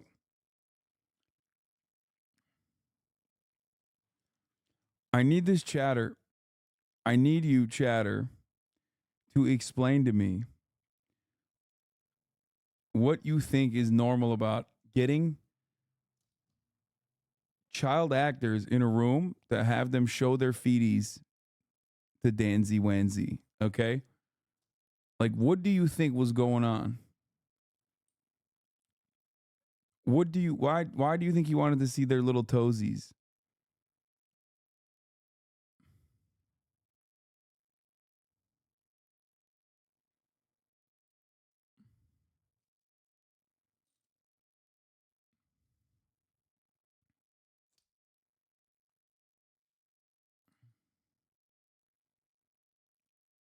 Because you said it was content. That's what the kids thought. No, we're talking about fucking hiring child actors, and in the process of hiring child actors, having them go into a room with Dan to show their feet.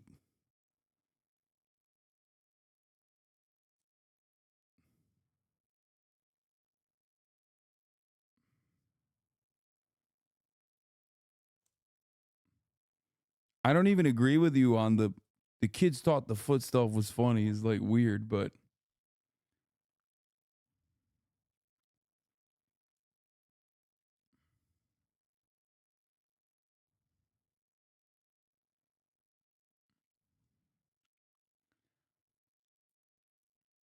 there are people in their 30s who watch these Nickelodeon shows still faithfully. They've been posting online and stands for this shit for 2 decades now.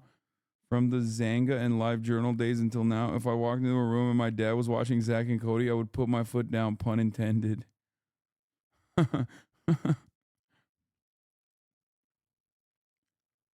Dan didn't foot molest anyone. Yeah, he just got his staffers to give him massages on set.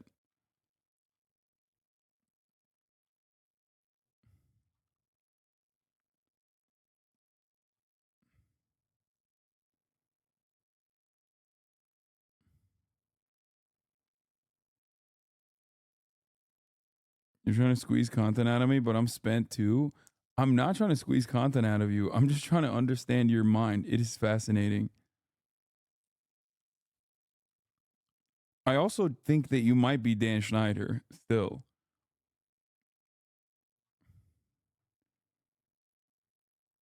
Even though it does seem like some chatters have met you, so maybe you aren't Dan Schneider. Unless the chatters also met Dan Schneider on the Bernie bus. Not Dan, he's Asian.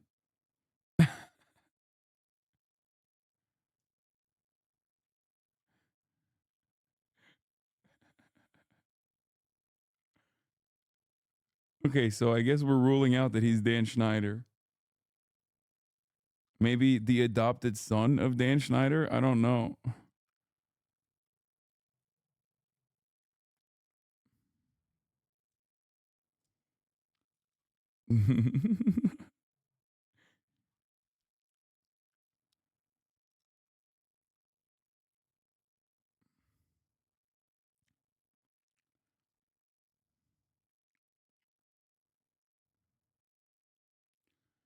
Jeanette McCurdy.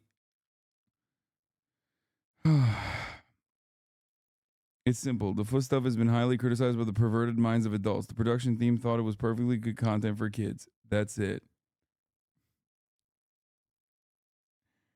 Yeah.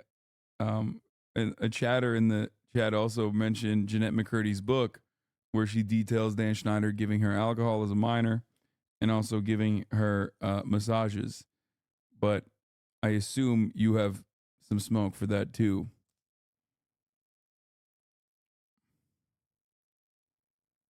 But I was also talking about auditions. Why does Dan Schneider have to see the feetsies of the children during auditions? Why does Dan Schneider have pool parties for the kids? But also beyond that, why is Dan Schneider giving alcohol to children? Why is Dan Schneider giving back rubs to children? Why is Dan Schneider giving auditions to children where he sees their feeties? Like, that's a big component of the audition. Why is Dan Schneider then turning around and fucking tweeting about how he loves the sweeties with the feeties? Okay? And like routinely tweeting about the feet, talking to like a bunch of fucking children online about other feet and toes of Jeanette McCurdy and many others.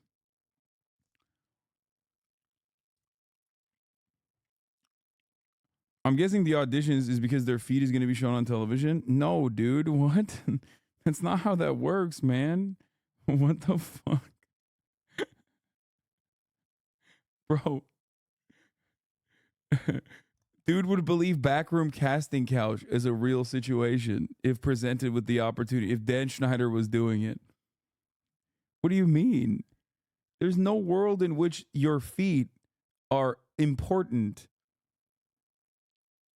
for you being fucking, especially if it's comical in nature. Like, is he looking for funny feet? Is that what you think is happening in the auditions?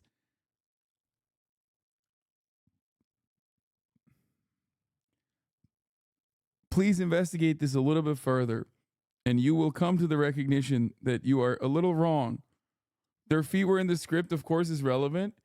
That is insane, dude. No. Like, you're...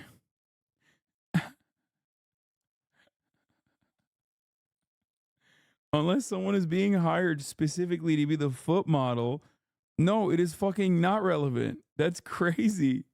Especially because he got to see so many feet of the people that he didn't even fucking hire. I can't tell if you're trolling. Please tell me you're trolling.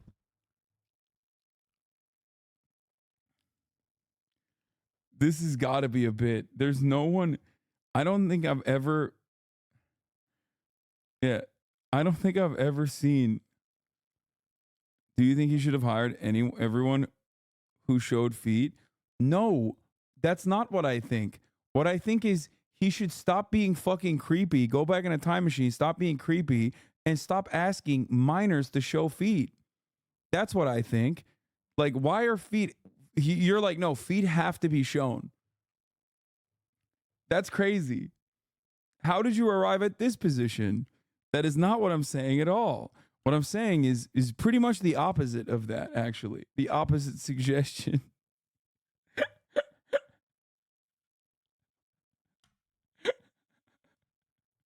I don't know why. Under other circumstances, I'd be livid.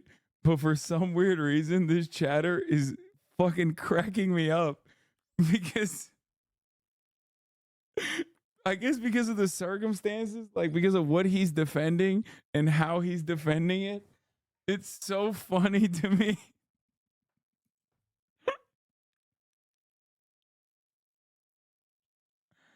I don't think feet had to be shown.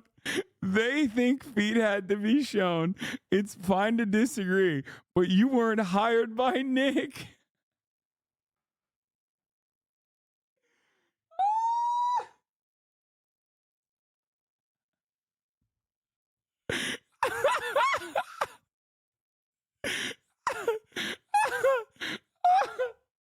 What the fuck? Yeah. Someone in the chat said, bitch on a first name basis with Nickelodeon.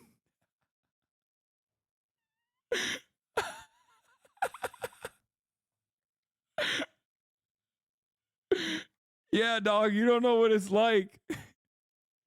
You don't know Nick like that. Nick at night, especially. Oh.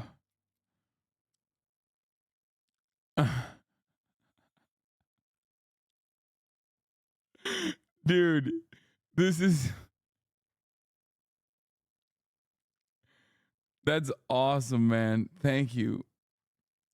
He's lasered in. Chatter is so locked in on the feetsies, dude. He's just this is an unshakable position for him. I'm losing my mind. That's right, dude. You don't know what it's like, man.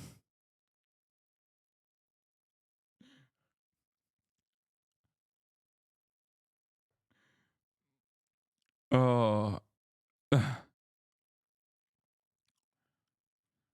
don't even understand what I'm wrong about. Bro, you I don't think I'll ever be able to explain it to you. I think the fundamental disagreement we have is that I don't know. I don't feel like you think Dan Schneider did anything wrong. Like, whether it be the weird procurement of like fetish content specifically for minors, like that's, or anything beyond it. You're like, oh, he apologized for giving alcohol to Jenna McCurdy and massaging her.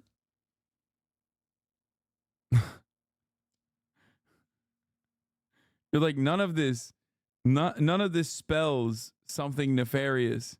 Something nefarious is afoot, is what normal people would say. You, on the other hand, are like, no, that's he fucking. Why would you say that? Yeah. All right. On that note, I gotta go to sleep. I'm fucking. It's not even 8, and I'm so tired.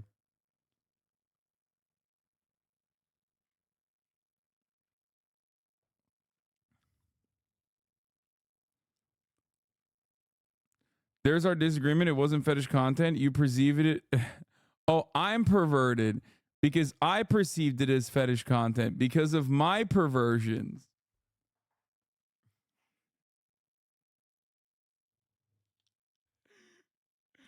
I'm the pervert for saying Dan Schneider has no business having a shit ton of children in a private room, making them show their feet. I'm the pervert for saying that's fucked up, Dan. Don't do that.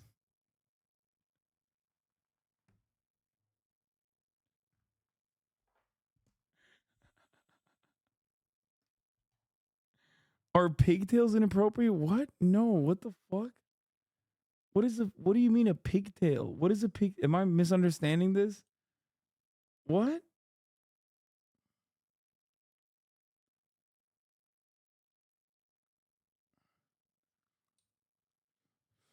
Oh.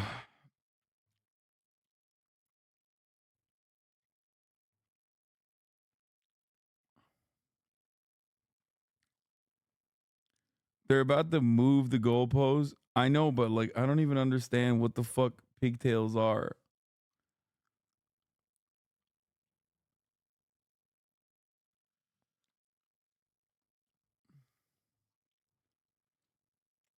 pigtails are the hairstyles like 2 ponytails. There's a difference between seeing someone in public in scandals and demanding in private someone show you their feet for X.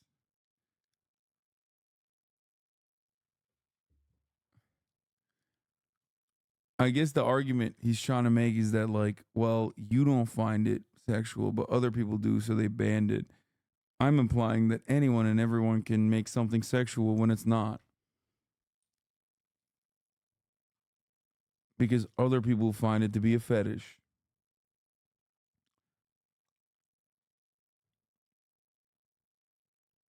That's an incel pro lolly talking point. Lollies are drawn with pigtails, so a lot of weirdos see it as a sexual thing. Yeah, no, I get it. The argument he's trying to make is that I'm making the I don't even know what a fucking pigtail is. I feel like I don't think I've ever seen an adult woman in pigtails. I feel like that'd be weird. Yes, people retroactively found dance content sexual when initially it wasn't. Bro, we just showed you like something that they called a cum shot on stage of Jamie Lynn Pierce getting fucking blasted in the face. They called it a cum shot. Like the pickle man, Brian Peck, a fucking pedophile, literally. Risa Teresa, she had pigtails? Okay, I don't know if I know what a fucking pigtail is. I don't fully understand it. Anyway, like the pickle glory hole bit to Ray Romano. Like that, you don't think that was like, oh, this is it? You can criticize the cum shot. I was talking about the feet content. Oh, he's just lasered it on the feet. My boy is like, no, just the feet. I'm here to defend feet and feet only, okay? Okay, got it. So all of the stuff that Dan Schneider did, right? All of that stuff is irrelevant, but pigtails are relevant to this conversation because you think it's a good analog of something that is not inherently sexual that has been sexualized. Got it. He's 10 toes down for Dan. I don't even think he's 10 toes down for Dan. I think he's 10 toes down for Dan's toes or his toe stuff. That's what I'm beginning to realize. He's one of the smart foot fetishists who's like, bro, it's not a fetish. Like, chill out. Pff, whatever. Feet is not inherently sexual. Is he's like cranking hot lows to it because like I think a lot of foot fetishists realize that like they gave the game away. Feet didn't used to be a thing that was like censored, right? But then the foot fetish guys were so fucking horny for it that like basically everyone got smart to it and we're like, I'm not showing fucking feet. You know what I mean? So this guy's trying to reclaim the space that like feet are being sexualized by weird perverts. Please keep showing us the feet for free. And he will ride or die and defend those who have shown the feet for others. That's what I'm suspecting is happening here.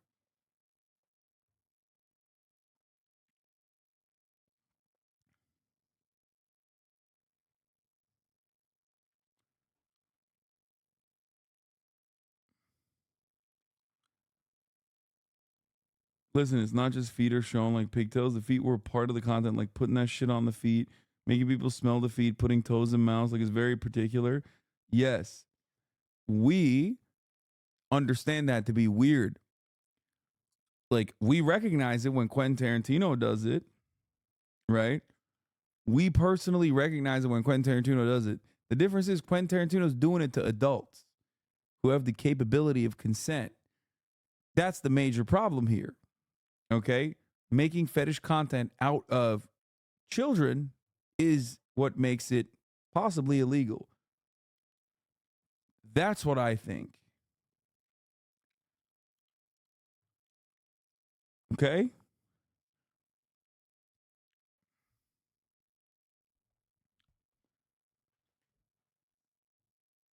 Don't forget Hidetaka Miyazaki.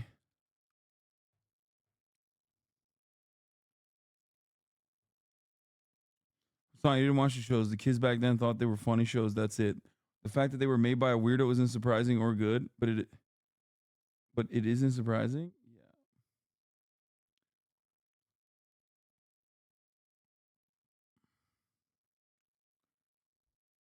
Yeah. Anyway.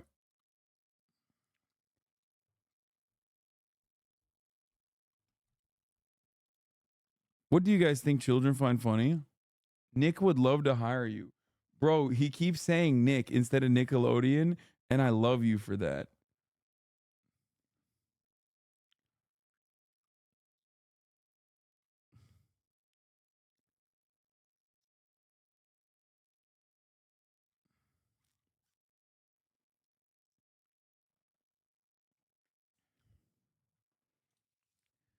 He's like, you don't understand. Like, feed is the funniest thing for children. Like, I'm 35 years old, but I was a child back then, and I laughed my ass off at the feed. Without the feed, it would not be nearly as funny. Okay? Chatter, I love you and respect you for that. Okay? You're really into this stuff. Seems like Dan Schneider, on the other hand, not a great guy. Okay? Did a lot of stuff that even you find indefensible, with the exception of the foot stuff, which you think is very defensible. Gaming time? No, man, is 9 hours in. I'm fucking sleep time. Stun.